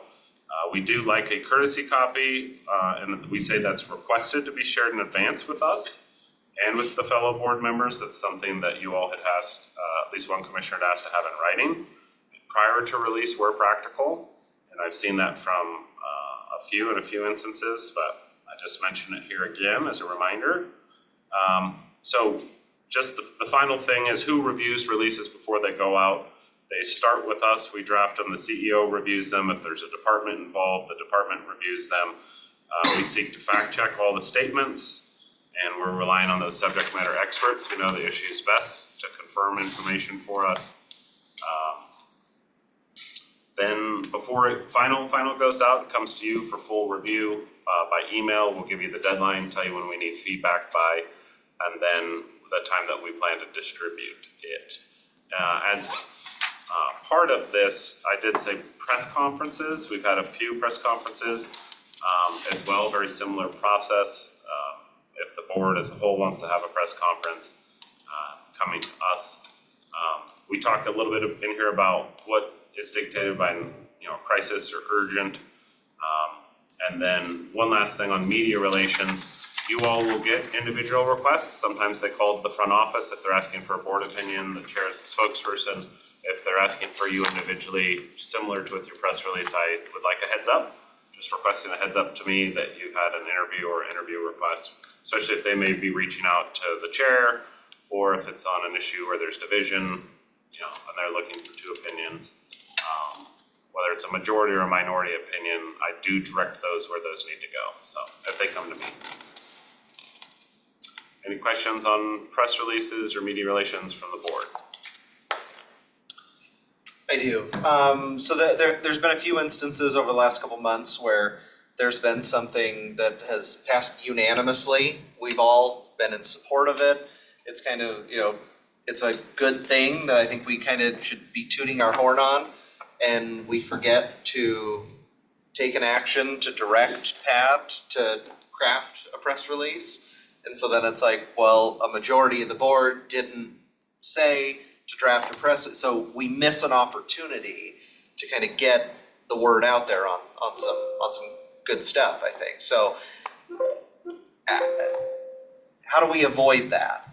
I mean, because that's been sort of one of the things that over the years, I mean, we've missed some opportunities to really promote the county on the good stuff we're doing.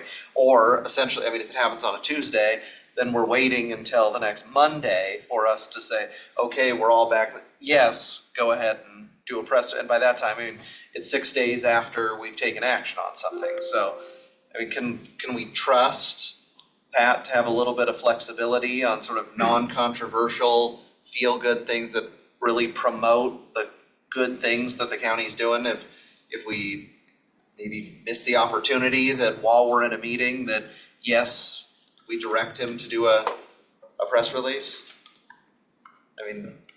I trust that Pat and Martha Lou will, if it's a unanimous vote of the board and it's something, and then it's like, hey, we didn't direct you, but this is something really good we did, or this was on our consent agenda, this is something we should probably let the public know we did, rather than having to wait till the next Monday to say, yes, a majority of the board supports sharing this information out, so.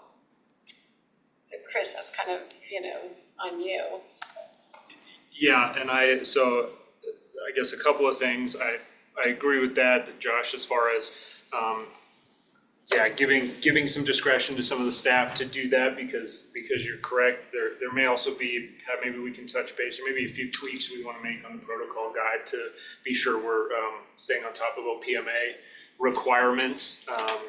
But that would be, probably the right way to do it, especially on something that, to your point, unanimous.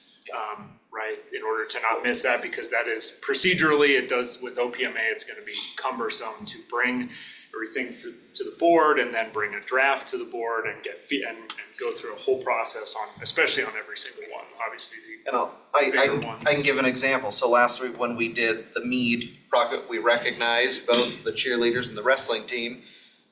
We didn't ask for, hey, let's let the media know that we just recognized these two local teams. So Ron drafted a press release and I just sent one out because we were told the majority of the board didn't okay it. So, that's not controversial. That's just, hey, we did this great thing, Media didn't pick up on it, but there was a chance they might have. They might have done a feel-good story, and it shows that, hey, look at the county. We do good things for our student athletes. We recognize their achievements. So, something like that, very non-controversial. So, I don't know. Well, one suggestion could be we could just have a standing item on our briefing meeting agenda that says upcoming media opportunities or press release or media opportunities, and just have it, just like we have the miscellaneous as kind of a standing item, but put it before specifically, and then we can all group think, oh yeah, let's make sure we get the word out on this particular item. Or maybe it's at our actual 2 p.m. meeting, but I think we just need to put it on there. So it's the same thing. I struggle with, oh gosh, we should have said something about that housing grant all those great housing investments that we made in affordable housing, but then it's kind of after the fact, right? So maybe if we put it on as a standing item, just a thought. Yep, I was gonna say something similar, just allows us to be proactive with the board touch. Hey, just as reviewing the agenda today, here's some things that you either took action on or are going to take action on. Should we queue up a media release for it? That I would allows. say it'd be better in the Tuesday morning meeting than the 2 o'clock. I'd Right. like to keep the consent agenda to consent, items for the most part. So discussion items would be at the morning meeting, so, yeah. It just means everyone's looking at their 2 o'clock to see if there's anything they wanna bring up. Okay, certainly, so we'll just add it as I don't know how you wanna title it. Yeah, that'd be fine, just media relations or something along that lines. I can also give an update on requests or anything that's not super sensitive. We can talk about what the media requests have been for the week or what the chair's statements have been. Because sometimes it's something that's not even on our agenda, it's just, maybe it's a letter that we put together to the federal delegation about, PFAS, like we might want to just do a story, talk to the media about some of the other things that we're doing, not just a particular action. So maybe before miscellaneous, we do media relations / letters / proclamations, because then the proclamations could show up at that point as well. Thanks for bringing that up.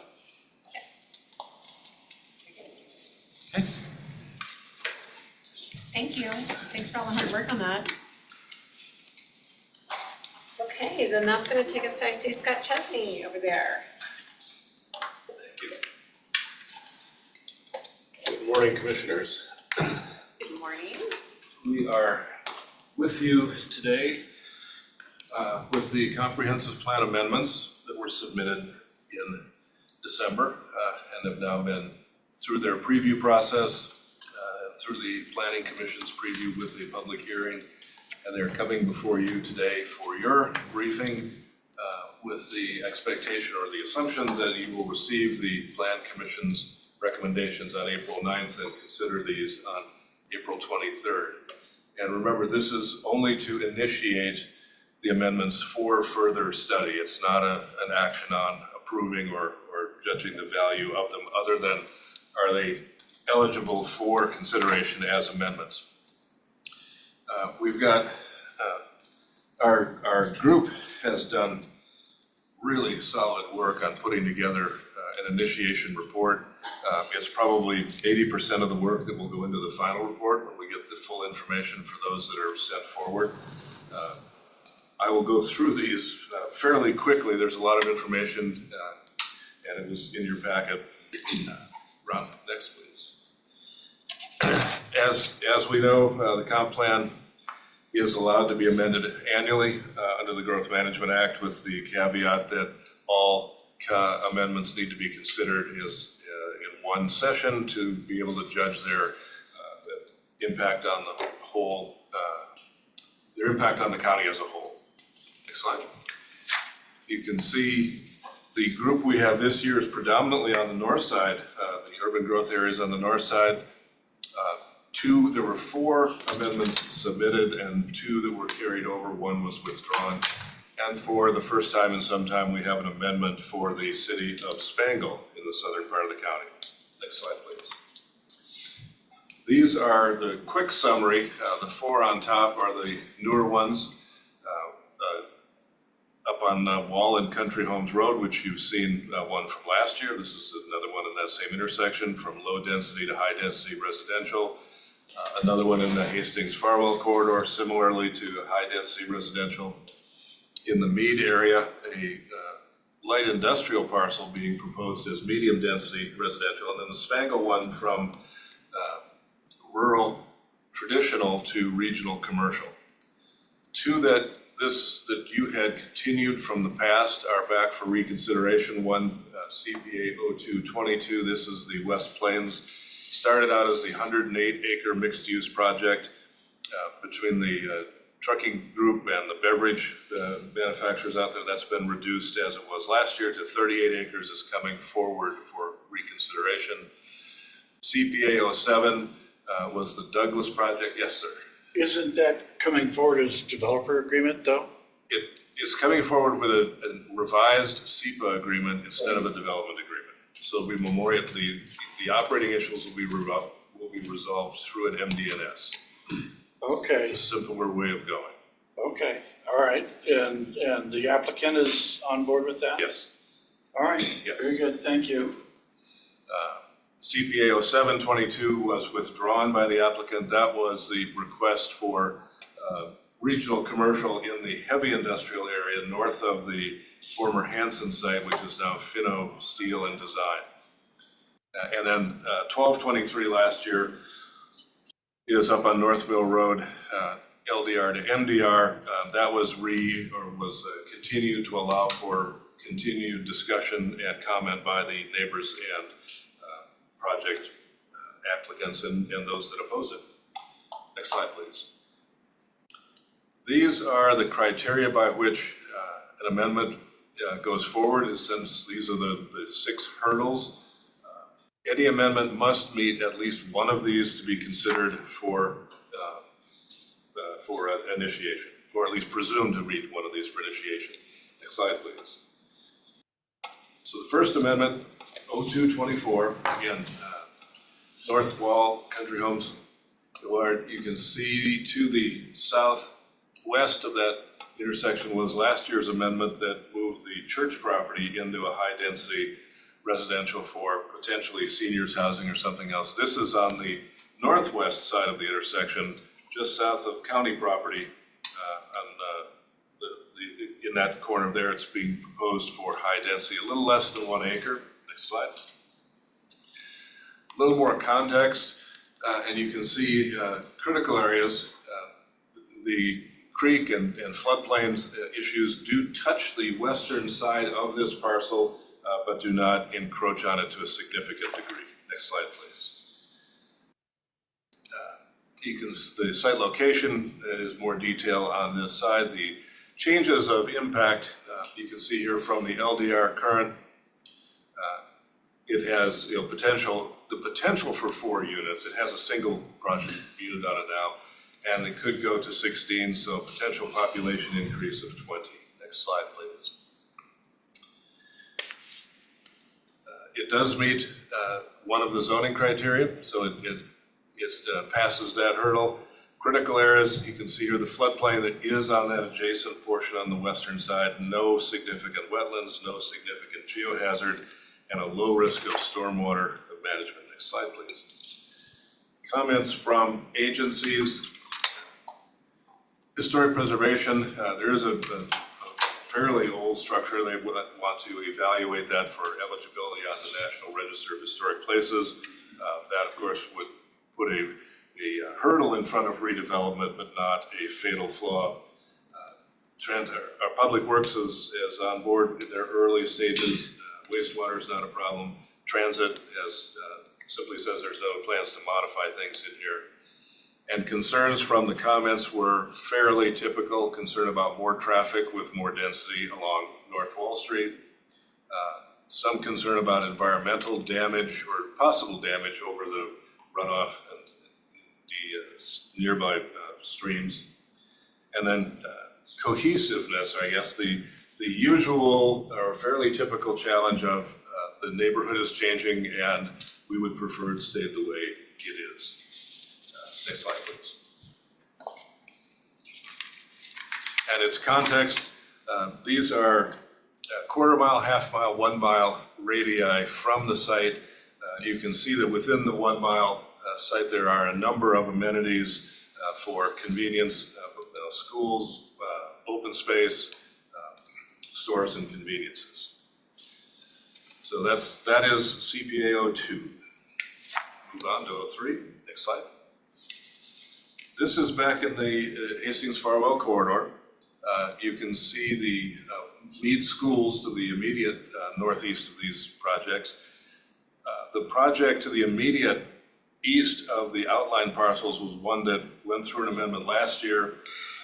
And this is also an area where there's an inconsistency between historic zoning that happened sort of pre-GMA and the post-GMA, because this comp plan layer shows the low density residential and the 2 separate parcels with what appears to be a low density residential one in between.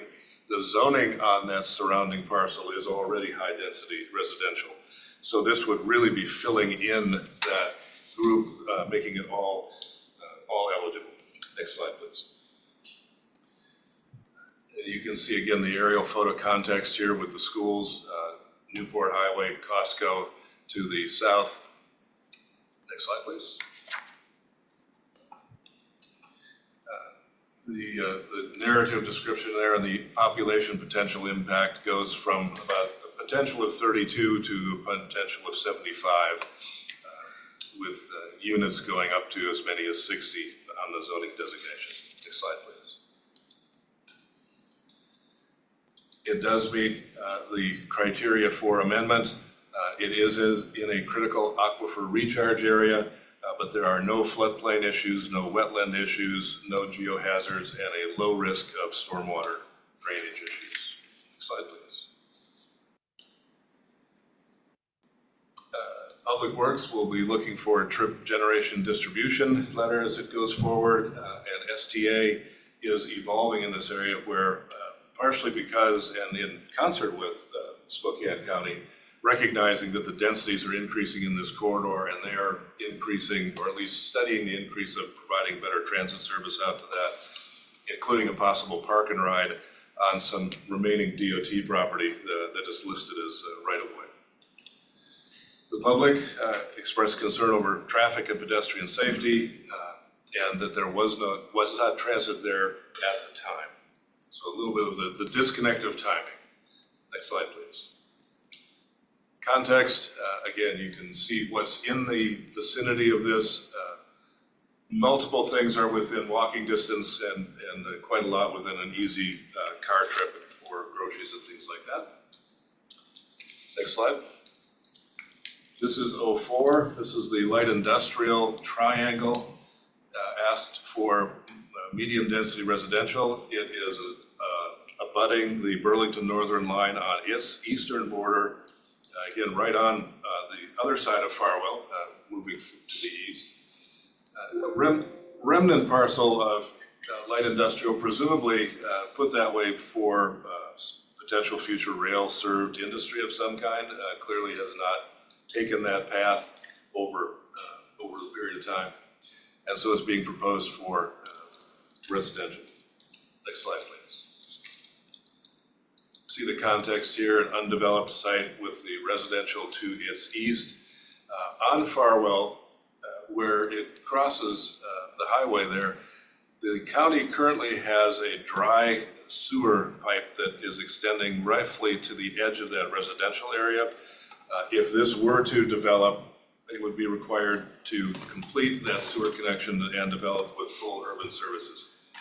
You can see the hatched area on the air photo is the urban growth area, so it is in the extreme corner of the current UGA. So that's why the sewer requirement would come into play. Next slide, please. Impacts on population, obviously light industrial has 0. If it were to develop to its full potential, it could have as many as 120 persons living there in 80 or so units of housing under MDR. Next slide, please. This one meets another criteria for amendment, notably the economic changes over time, criteria number 2. It is split in its critical aquifer recharge areas from high and moderate, but no floodplain issues identified, no wetlands issues, no geohazards. It was identified by the state as possibly having cultural resources, and so that would be an investigation that would be undertaken at the time of development, and low stormwater risk. Next slide, please. Comments from UC Archaeology and Historic Preservation. They're the ones asking about the resources. Public Works, Transportation, nothing unusual there. And the wastewater, here is the requirement that would be a SEPA mitigation that would be required to connect to a sanitary sewer system. No STA services currently at this site. Public comments from the neighbors were, aside from fairly typical ones on traffic, there was concerns that the community, the neighbors would be losing green space that they've gotten used to over the years, which is also a fairly common attribute when a site is going to develop. And certainly some concern about train safety given to that track is in place. Next slide, please. Context map, since it's on the edge of the UGA, you can see 3/4 of that radius are sort of outside in the more rural or less developed areas, but still has fairly reasonable access to good services and amenities. Next slide, please. Now we head south to Spangle. This is the Spangle UGA on the north side of their city, between new and old Highway 195. This is proposed from a rural traditional zone into a regional commercial zone. The parcel itself extends north of the UGA. The amendment would only consider the parts of the parcel that are within the urban growth area. And they're looking to do a commercial use of the restaurant, convenience store, something along those lines that would provide a small amount of jobs and amenities for Spangle. Next slide, please. The context, there is a DNR stream that runs along the eastern edge of this parcel. The applicants are aware of that and know that they will have some buffering and wetlands issues with that. Next slide, please. And since this is not a residential project, there's no population projections. It simply talks about where the site is. Next slide, please. It is in a moderate critical aquifer recharge area. It does have that fish habitat because of the stream, it's a DNR with the stream. The floodplain extends along that stream. Other than that, it has no wetlands or geohazards or stormwater risk. Next slide, please. Yes, sir. So, last year I worked with a developer that was trying to bring in a housing project into Spangle. And I think you're very much familiar with the applicant. And the challenge that they had was extending sewer and water. And the city didn't have the financial resources to do that. And so the project died for lack of capital facilities. Do they have a solution for this, or is it more of a hope and a dream and somebody else's money? They have not proposed a specific solution. Our initial research shows that connecting to water is fairly straightforward. But even though, Ron, could you go back a couple slides? To the immediate south of this, at the very north edge of Spangle, is their treatment plant. So it is literally adjacent to the treatment plant, however, it is below it. And so it's not as simple as connecting a pipe, it would have to be a force main to connect back to the treatment plant. So achievable, but more expensive. Okay. Good.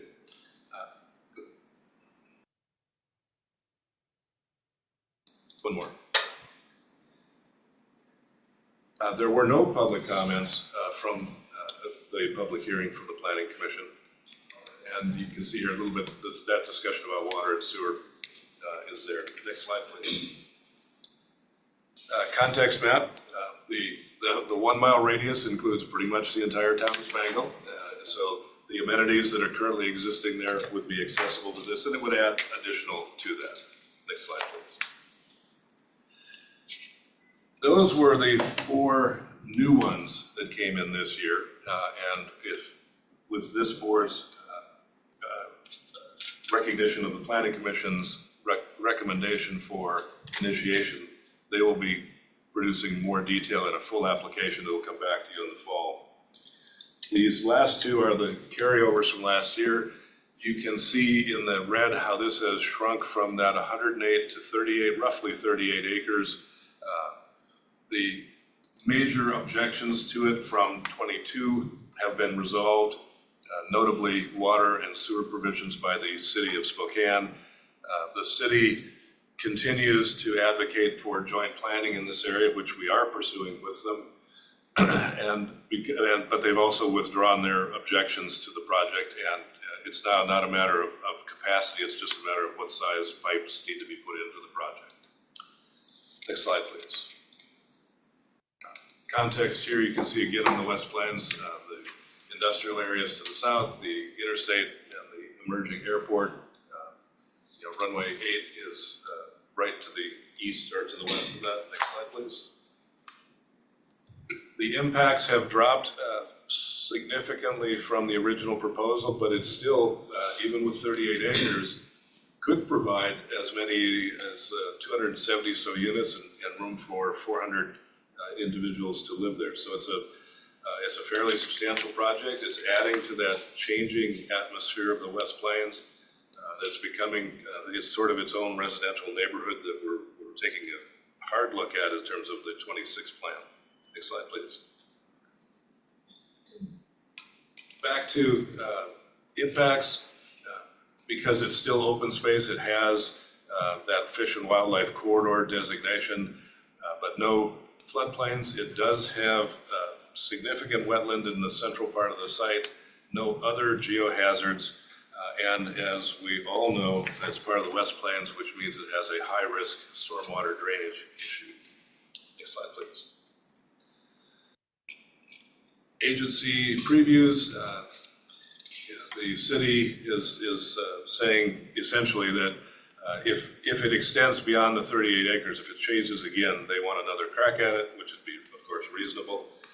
Public comments, the usual ones of changing area from non-residential to residential use, and then continuing traffic and service issues that these residential projects are predating the infrastructure, and they're having to complete that. And Commissioner French, that's what you were alluding to with the development agreement.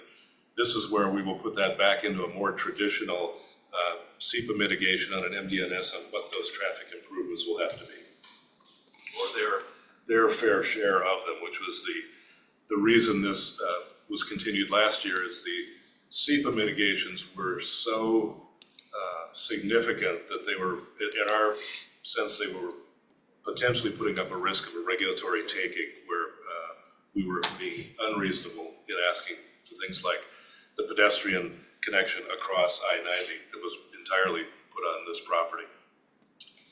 So we'll handle that in that other way. Next slide, please.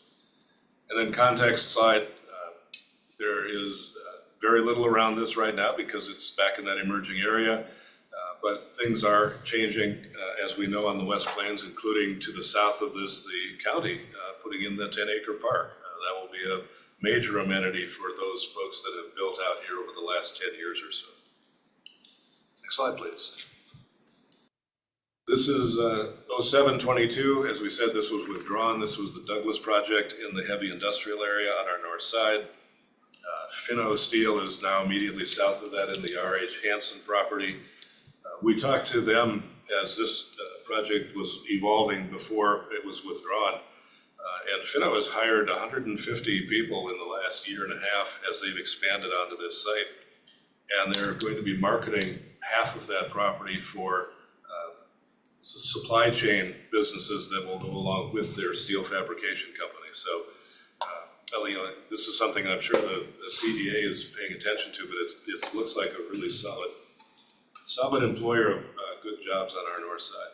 Next slide, please. And then 1223, again from last year, on Mill Road, the couple of LDR parcels being proposed for MDR. Next slide, please.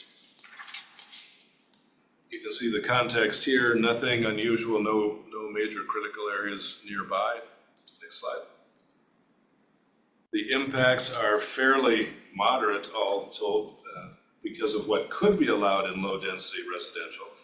It doesn't mean, what's there is typically a single unit, but the size of those parcels would allow as many as 11. So it could go as high as 30 or so units with population of 36 to 40 or so. Next slide, please.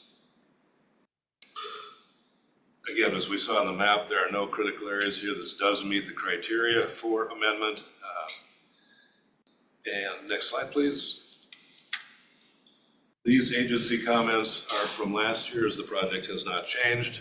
So you can see Public Works has accepted the traffic analysis, wastewater has no objections, and STA has identified Park and Ride as some proximity. Public comments are summarized here. There were fairly extensively submitted, and those are in the packet and certainly on our web. But concerns about traffic, concerns about the change in density into a medium density thing, and public participation. The residents in nearby areas were particularly unhappy that the developer made, at least they contend, the developer made no attempt at meeting with them individually, which the developer did not challenge, but he said at the public hearing that he wanted to be a good neighbor, but they didn't reach out and do that. Frankly, that's something we thought about because if they were doing a plat or subdivision, they would be required to hold a neighborhood meeting and go out and talk to them and explain that. That's not really such a bad idea for comprehensive plan amendments, is to put that into the process. Next slide. Proximity here to some open space down to the commercial corridors within that 1 mile radius. And next slide, please. Here's our timeline. We are right there in the middle. It has gone through the Planning Commission preview, public hearing, and their recommendation to you. We are asking for your consideration on April 23rd to initiate these. and then we will set the clock in motion for the final analysis. Now, in terms of the voting, all but one of these was recommended for initiation. CPA 0224 was not. By a 3-2 vote, it was voted to deny. Two of the commissioners voted to deny, and their explanation was the developer or the applicant didn't bother to show up to advocate for his own project, and so why should we?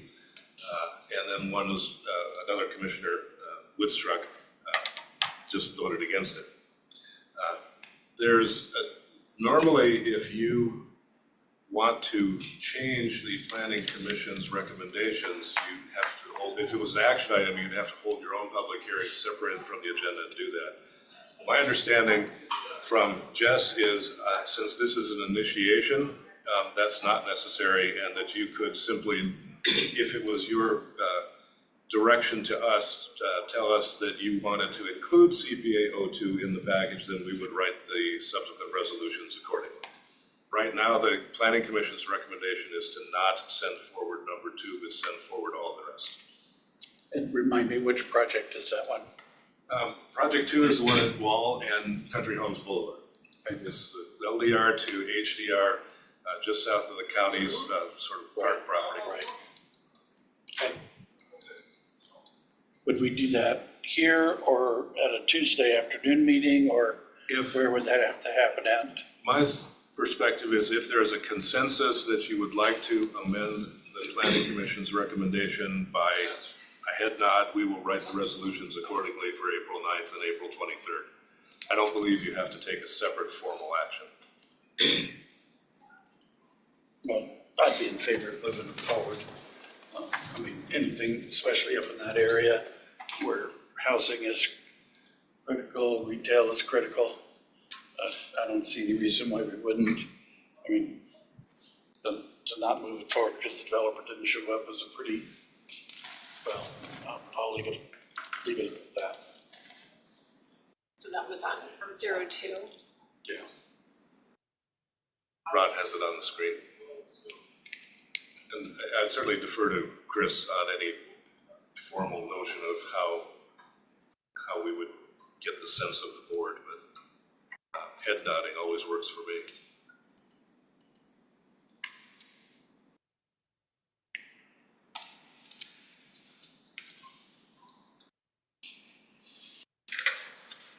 Well, I'm sorry, what are you asking for the process? Because the process would be on your calendar that you would bring forth any of the items that were recommended by the Plan Commission on like the 20-something of April. Right, there would be a resolution on your meeting for April 9th to receive the Planning Commission's recommendations and then set April 23rd to consider them. If you receive them as is, this one is recommended to not go forward, the others are recommended to go forward. If you as a board want to put this one back into play, we would change those resolutions to say they would all go forward.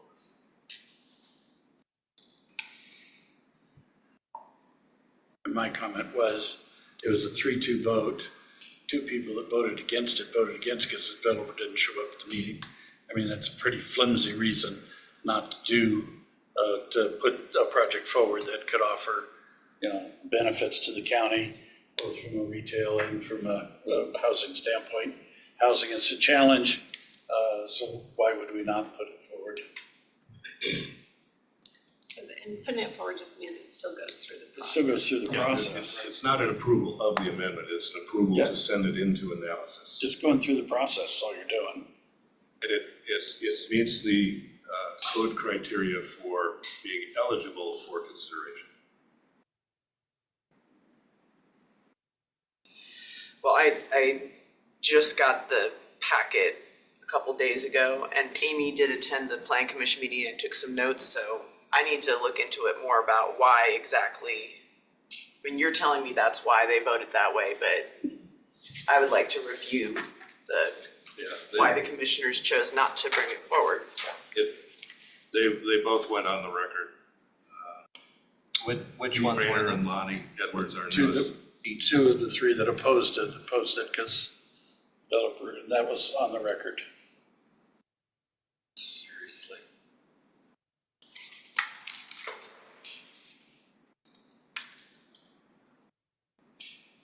And we don't necessarily have to have a decision today, but if there was some sense of, if you were to give the chair permission to communicate with us, we can write that resolution in time for, so especially since you're off next week, we would have it in a week ahead of time to meet the calendar. I'm not ready to make a decision today, but if there's three that wanna do that, I just wanna review that. We have a planning commission that's supposed to be giving thoughtful input, and thoughtful input is the developer did not show up. I mean, that's pretty flimsy, and to be bold enough to put it on the record, I'm disappointed in that. These are more serious concerns than they didn't show up, seriously. I think there were a lot of public that also testified at the meeting. There was public comment.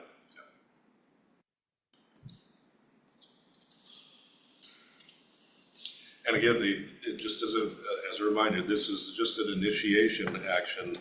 Then it would come in with a full set of details where we can evaluate all of those things that the public commented on, the ecological issues on the west side, the traffic issues and other things, and bring you and the planning commission a full detailed report later on in the year.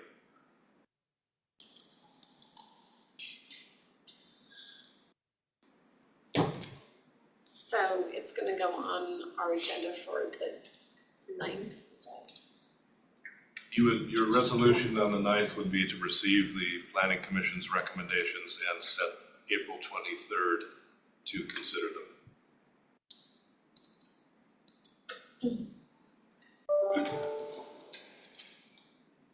And perhaps Chris has a more definitive answer. It may be that if we send this forward as is, you may be able to amend the planning commission's recommendations on the floor instead of rewriting the resolutions now. Jessica may be able to. There's find some more Jessica. specifics. Yeah, we can just write 2 resolutions and either way, and then just submit to Gina a caption instead of a full resolution, and then whatever way the board goes, we'll have a resolution ready to execute on the 23rd. Just with both directions for 0224. So the board doesn't have to make a decision today, and there doesn't have to be any additional, like Scott mentioned, no additional public hearing at this stage for if you change what the planning commission recommended.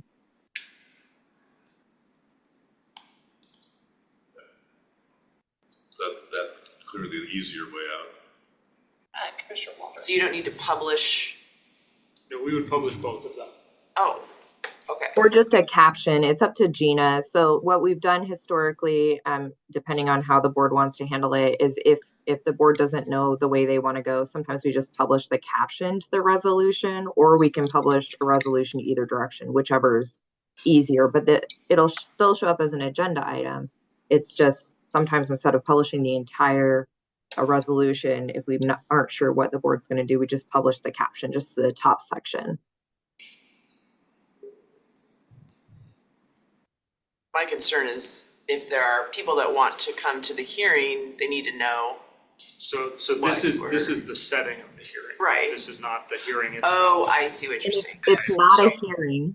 Yeah. I apologize. We just have to be very Got careful. it. The hearing's later in the month. Right. Okay. Right. It's not a hearing. No, It's just a not even a notice. hearing later. It's a meeting. It's a meeting. So people would be able to give written comment because it would be an agenda item, correct? Okay. Correct. Okay. So I think with, I don't know, with this being, so it's like 20 additional units versus the original 10.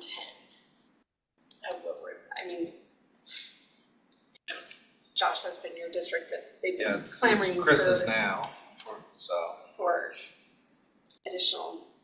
If I could, one of the processes that other places use and the city makes some use of this is when a site like this comes in, the planning staff looks at it and go, is that logical by itself, or should, 3 more of those projects coming down to the intersection all be considered as one for moving something forward? The city has taken that approach on projects over time, and we didn't do that in this case because it was really new, but in looking at that area on the west side of Wall, north of Country Homes is changing. It's not a solid old-style residential area. Very likely in '26, that may turn into a more residential cluster. So that's why this passed the first hurdle to get into the initiation stages, is it looks like it's gonna be a changing area over time. But that's a premature conclusion on our part too. But I think we know what we're doing. We will prepare 2 resolutions for the board's actions on the 23rd, and you can make your choices at that time. And we're open to any questions between now and then. Thank you. Thank you. Okay, thank you, Scott. That's gonna take us to Doug Chapes, Parks and Rec, and Casey Evans, it looks like.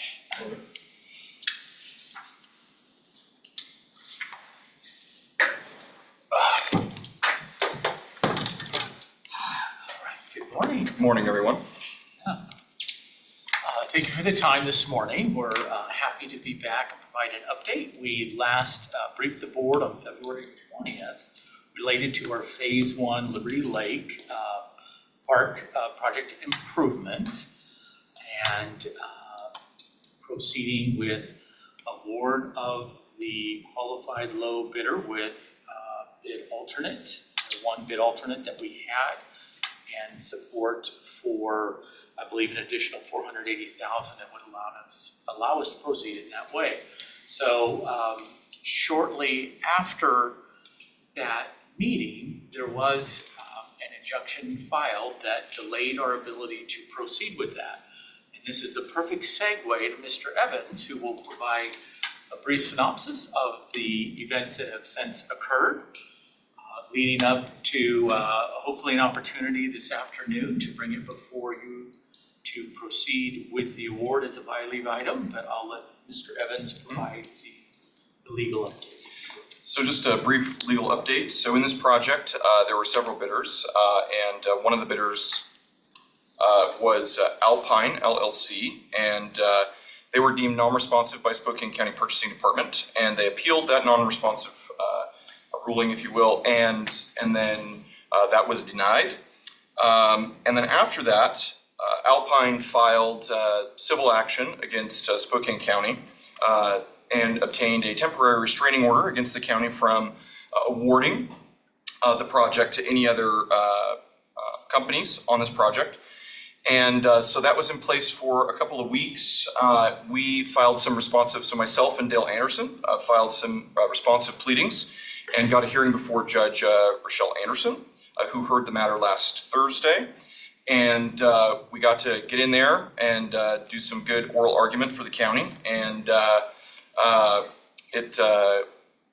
judge heard arguments from both sides, and the judge determined, after considering the law and the arguments, that the county should be able to proceed with awarding the contract as we'd like to do to JR Construction, and that the temporary restraining order was dissolved and dismissed, and that the county was not further enjoined from from the restraining order, so we could proceed. So huge victory for us at the county, and so we can proceed. Again, I believe it is on today's agenda as 5M, so it does not have to be by leave. Yep, correct. It is on the agenda, so. We are excited to proceed. I will just in advance apologize if you receive a few phone calls. The original project timeline, as we get into the park season, would have had this concluding around the 1st of June. And so unfortunately, due to the what will equate to about a 4 to 5 week delay, we are likely won't be wrapping up the improvements until well into July. And so that will unfortunately have an impact on our patrons. So we're gonna do everything we can to try to communicate. We had taken a lot of steps to reduce everything, campground reservations and everything to try to minimize that, but now that this has slipped. So we'll continue to do our best with that. But again, it's just a reality. But we're very excited to proceed, and we'll do the best we can. And when those improvements are done, they're gonna be fabulous, absolutely fabulous. And I would add, both Mr. Anderson and I argued quite zealously for the county. And at the end of the hearing, the judge asked if there was anything else that we would request. And we'd indicated that in this matter, Alpine had to pay for a $500 bond, essentially. And so we requested that the $500 bond be awarded to the county as damages in this matter, and the court agreed. So the county is getting $500 from Alpine for the filing. So Goes into general fund. and yes, which is going to go to the general fund. So anyway, a little cherry on top there.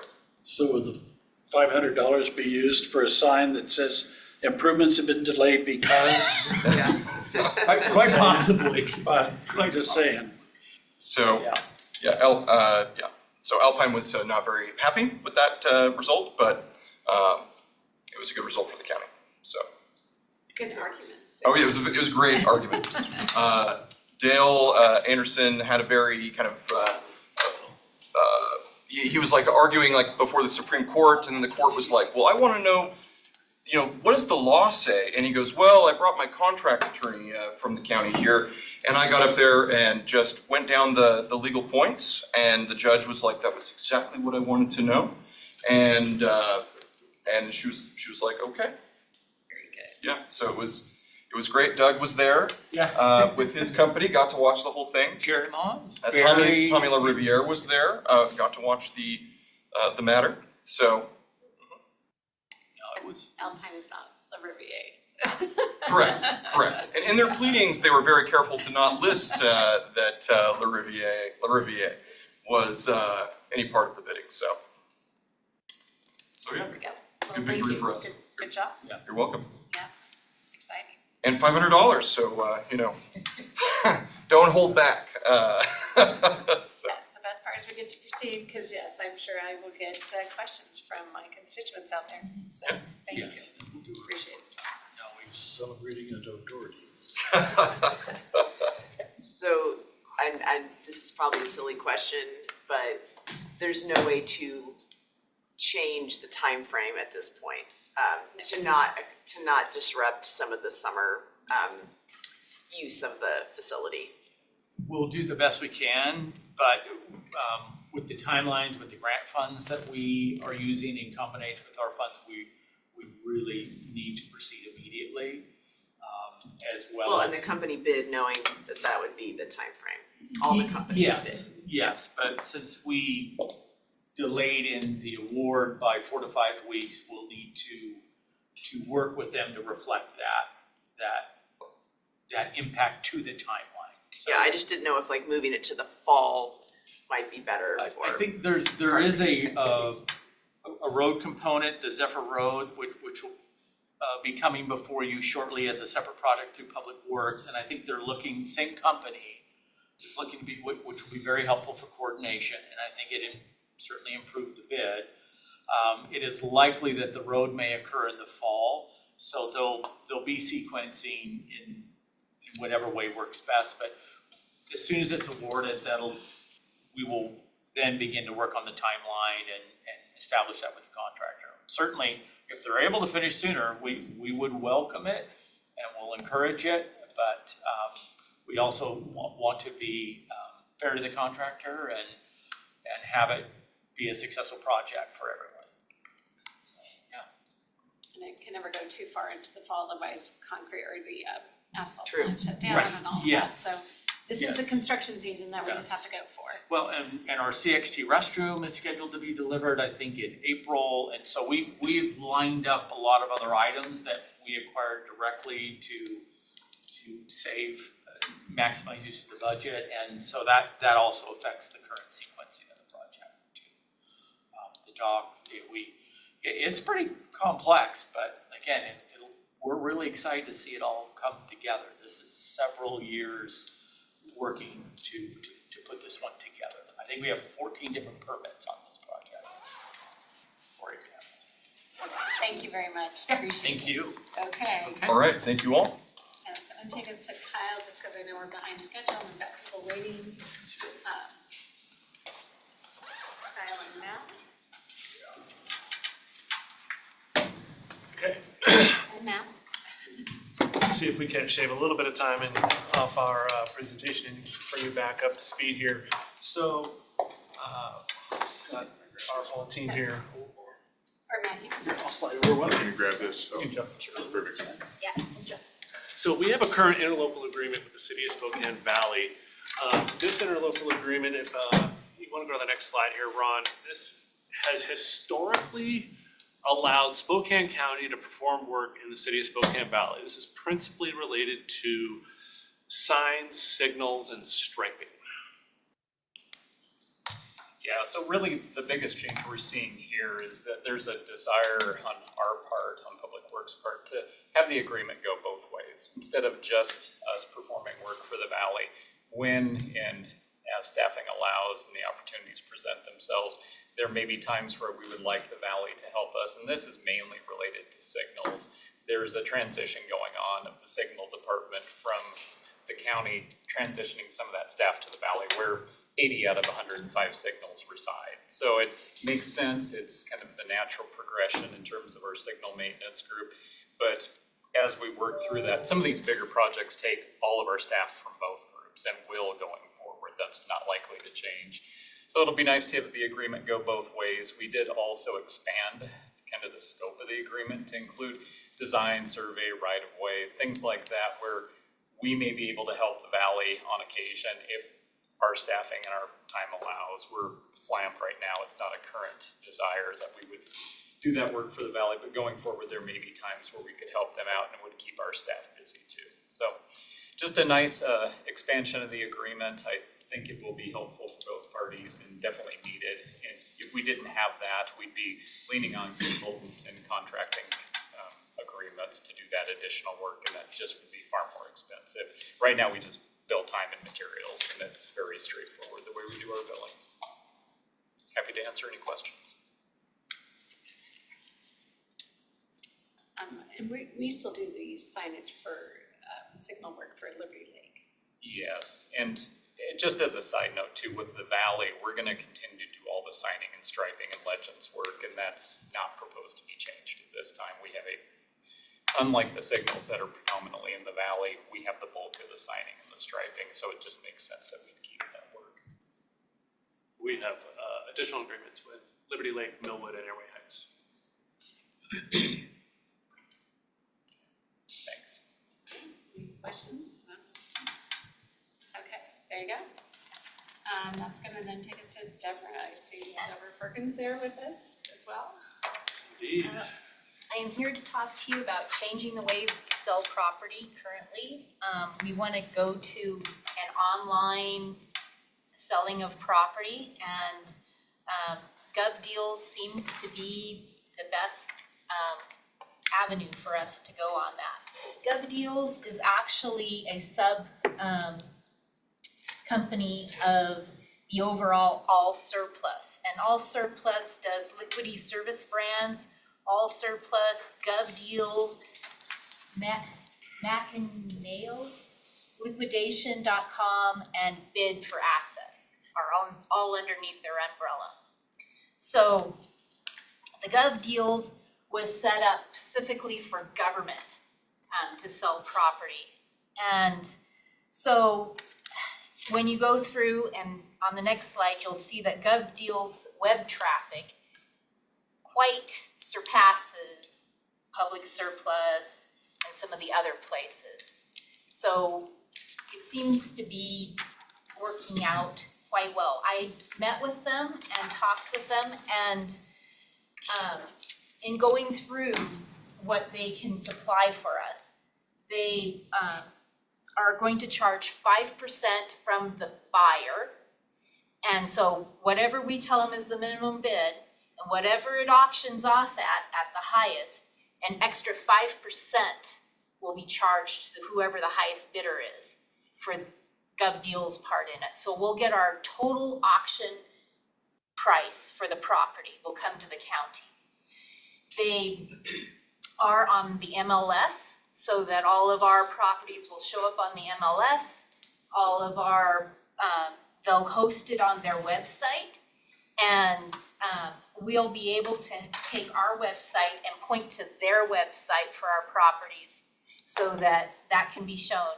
What I have on the slide here is a government agency, what it looked like on their site when they had a property deal going on. You'll see that you were able to post pictures, you were able to put down the price and what the minimum bid was going to be. And then on the next slide, you'll see that there's a total description of the property.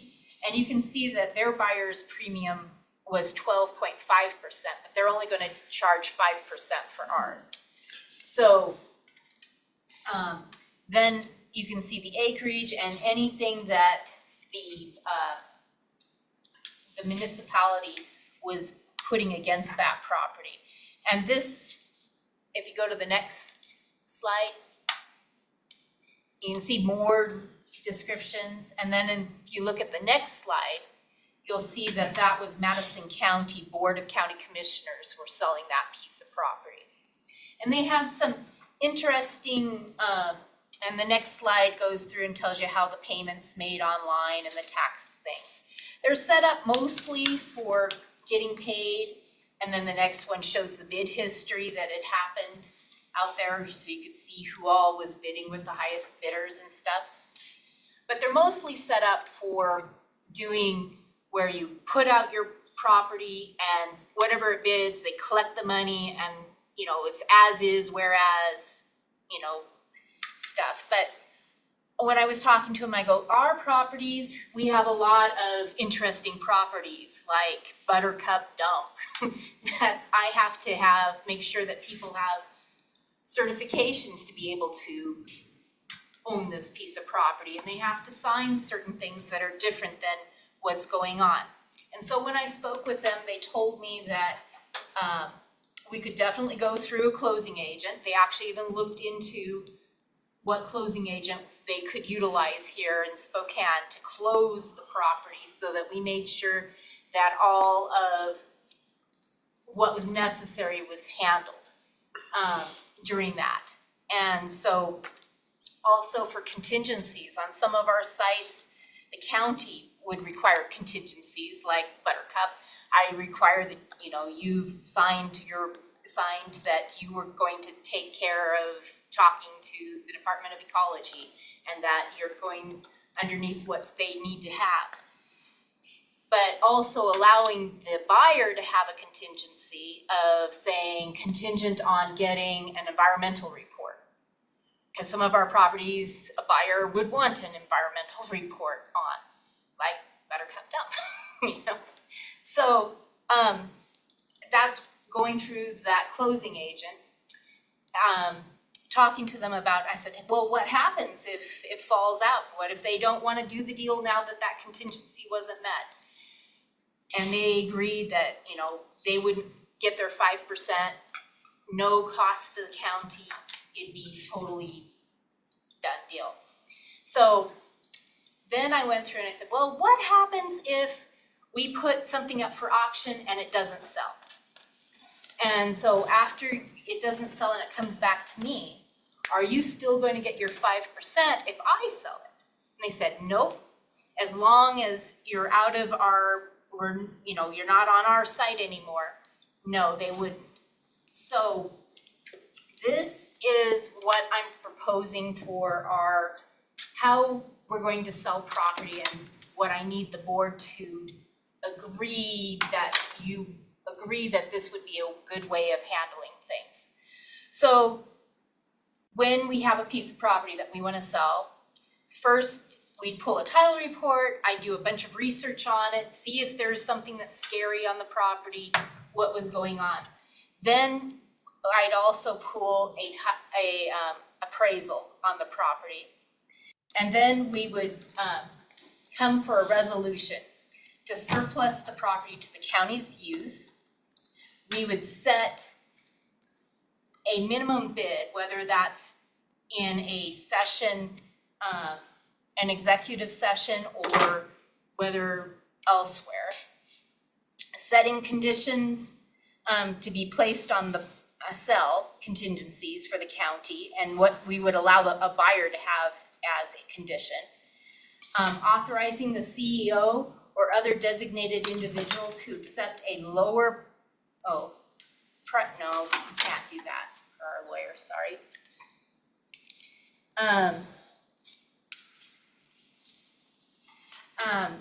Authorizing the CEO or the Public Works Director or the designated individual, if no acceptable bids were received, so that the property might be sold over my website without having to come before the board again. So once you guys have set a minimum bid like you do for tax title, if you set a minimum bid for a year after that, it could be sold on our county website if it didn't sell at that. And if it doesn't sell in that year, I'd come back to the board to set another price or some other conditions to find out why it hadn't sold. But if it does sell on our county website, then the CEO could sign all the paperwork, or the Public Works Director, except for the deed, which has to be signed by the chair of the board or the majority of the board.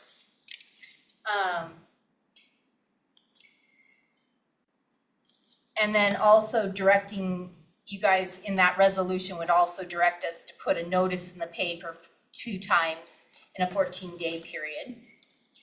Then, so then I already talked to you guys about having it on the county's website and what happens on their website.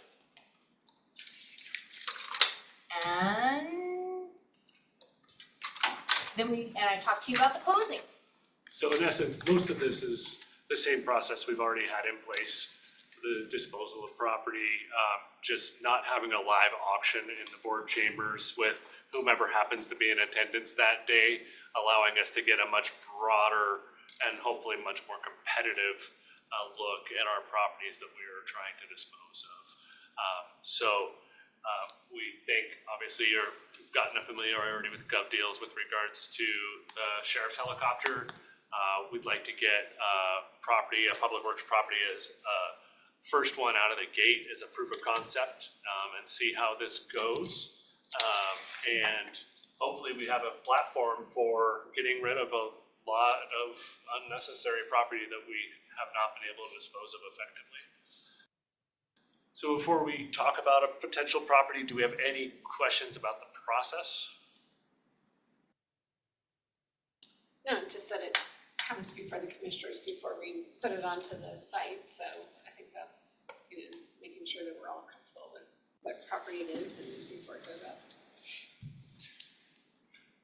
Did you reach out to any other Washington counties that have maybe used it? I know you used an example of a Florida property, but I know I'm looking on here, looks like Grays Harbor County is selling a property here in, near Chehalis River in Aberdeen. Did you by any chance reach out to any other Washington counties? That's new on their site because that one wasn't out there. Okay. I looked, most of the ones that I was seeing for government agencies utilizing the site seemed to all be on the East Coast. Okay. And I was trying to find somebody that was more local on that site. There's a ton of items here that are listed in Tumwater, which are probably being sold by the state. But it's not property. The only property one that I found here is Grays Harbor County. They're selling a couple acres here, so. Yeah, that wasn't on last time I looked. I'm so sorry, I didn't see it. That's fine. But, yeah. It's worth trying. Can you throw up that slide you mentioned, Ron? Thank you very much. So this is a property I think we discussed this fall a little bit. I just wanted to mention to the commissioners here, we had proposed that we would discuss the surplus of this property in today's briefing, but that any conversation about what our minimum bid would be is an allowable component to be in executive session. We can talk later about the boundaries of that conversation. Sure. But this is the property we've been talking about. This is a Public Works property over here at Tishman and Appleway. It's vacant land that was acquired for the construction of the couplet many moons ago. It's about 1.63 acres. Desirable site, it's zoned corridor mixed use. And this would be a good one to get off our rolls. We know there are interested buyers in it, but we have not formally advanced the process to surplus it and set the minimum bid. We have been sitting on moving forward with gov deals as well to make sure we could get a little bit more competition for this and hopefully get a good amount of revenue from it. So can we answer any questions about this property other than numbers? Can we also mention that as part of our surplusing this property, we'll also have to be granting an easement for drainage along Appleway to the city of Spokane Valley as per our plans when we built Appleway. We didn't grant the easement to ourselves because we owned it at that time. And so we still need to grant an easement off of it to the city of Spokane Valley. So you'll see that as part of our surplusing this property.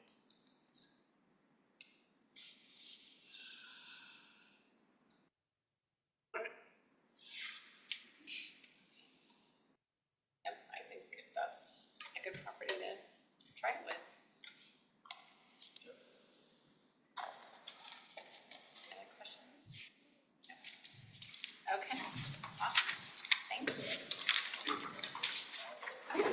Citizen. Thank you. Yeah.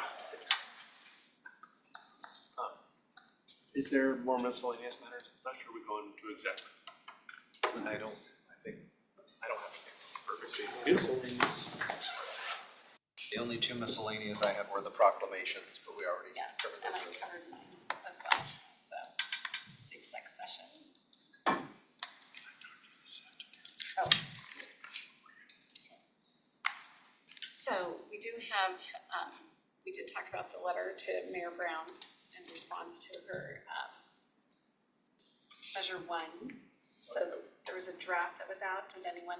I don't see the draft. I replied back to Pat that I thought it was good. And I replied back, sorry. By 8 AM this morning, I told you. At 8 AM, I think I hit send. We had made some changes as well, so. The one that you sent out last night or yesterday, I replied back early this morning that I thought that one was good. Is this the one on the criminal justice Yeah, effort? Measure 1. Yeah, okay. I will get you some comments today. Okay. I have Commissioner Waldrop's comments as well. Madam Chair and Pat, just for your consideration and for the record, Commissioner Jordan would like the letter to agree to meet with the city without delay. So just letting you know that. Quicker they get us their information, then there will be no delay. So do we need to approve, sign it other than a public meeting then?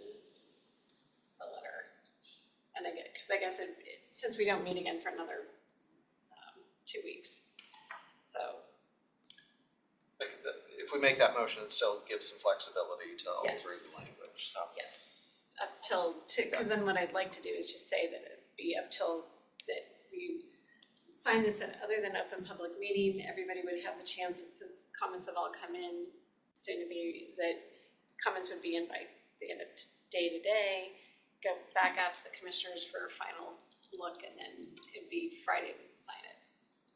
Could I have tomorrow morning? You'd have till tomorrow morning. Okay, thank you. Okay, does someone wanna make a motion?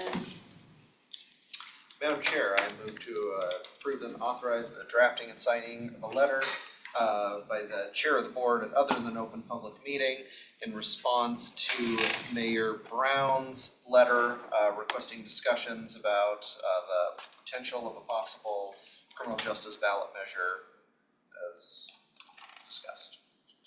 Second. Okay, I have a motion and a second. And just adding the dates that will be, everyone will get a copy of it, all the changes that have been made, and any other changes will need to be back and final approval through Pat by Friday.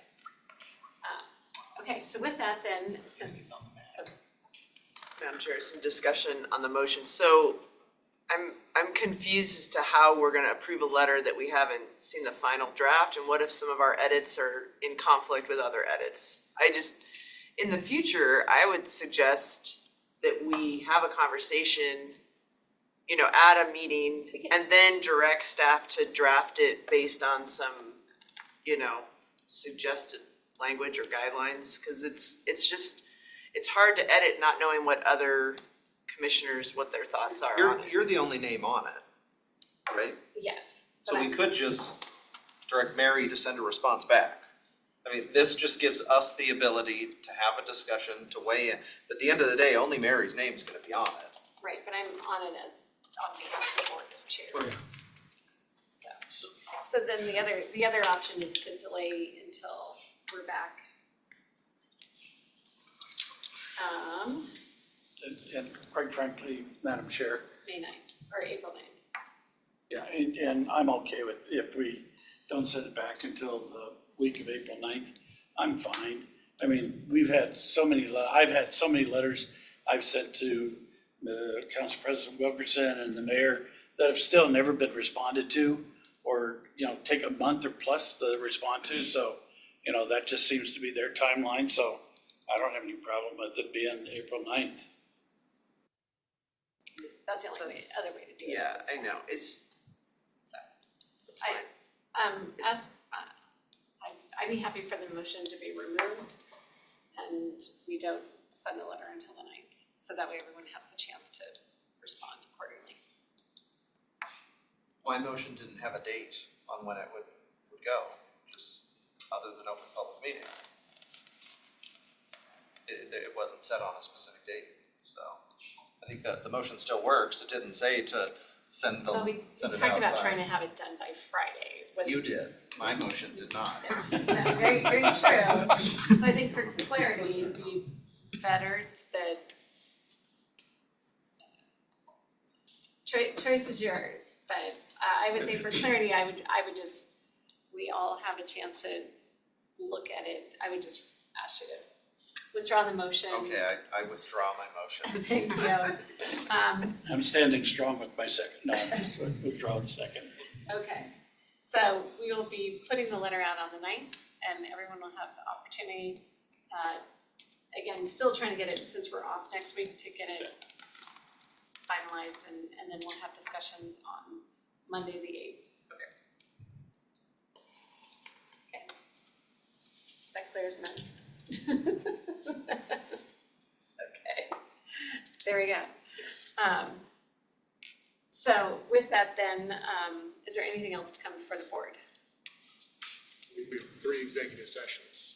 3 executive sessions. There we go, okay. So we will have 3 executive sessions. Would you like to explain each? I would be happy to. I believe our first one is going to be under the acquisition the sale of real estate pursuant to 4230-110-1C. That should include the board, Scott Simmons, myself, Matt Koza, Matt Zarakor, and Kyle Tuig. My understanding is that will last approximately 10 minutes. Yes. The next one is pursuant to pending potential litigation.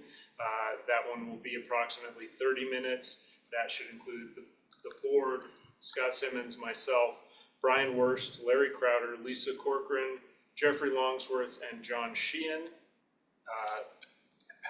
And Pat Bell on that one, thank you. And we want to include Jeff Morris as well. Yep, from the conversation this morning, yep. Okay. Jeff McMorris as well.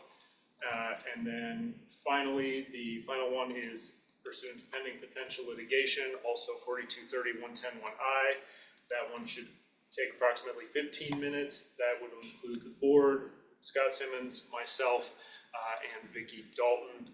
And all 3 of those, we anticipate no action from the board. Okay, so the timing of that is 55 minutes. It is 11:52. We will go into executive session, I will say at 11:55, which will take us an additional 55 minutes. So we won't be out till almost 1 o'clock. So hopefully everybody's schedule, Matt, our schedule will change. So we'll go into executive session at this point for the 3 items just discussed, with the people in attendance at each individual one. If at the point that we are done with those executive sessions, we'll be adjourning for the morning, and then we will reconvene this afternoon for our 2 o'clock consent agenda. Thank you all very much for participating today, and we'll see you this afternoon.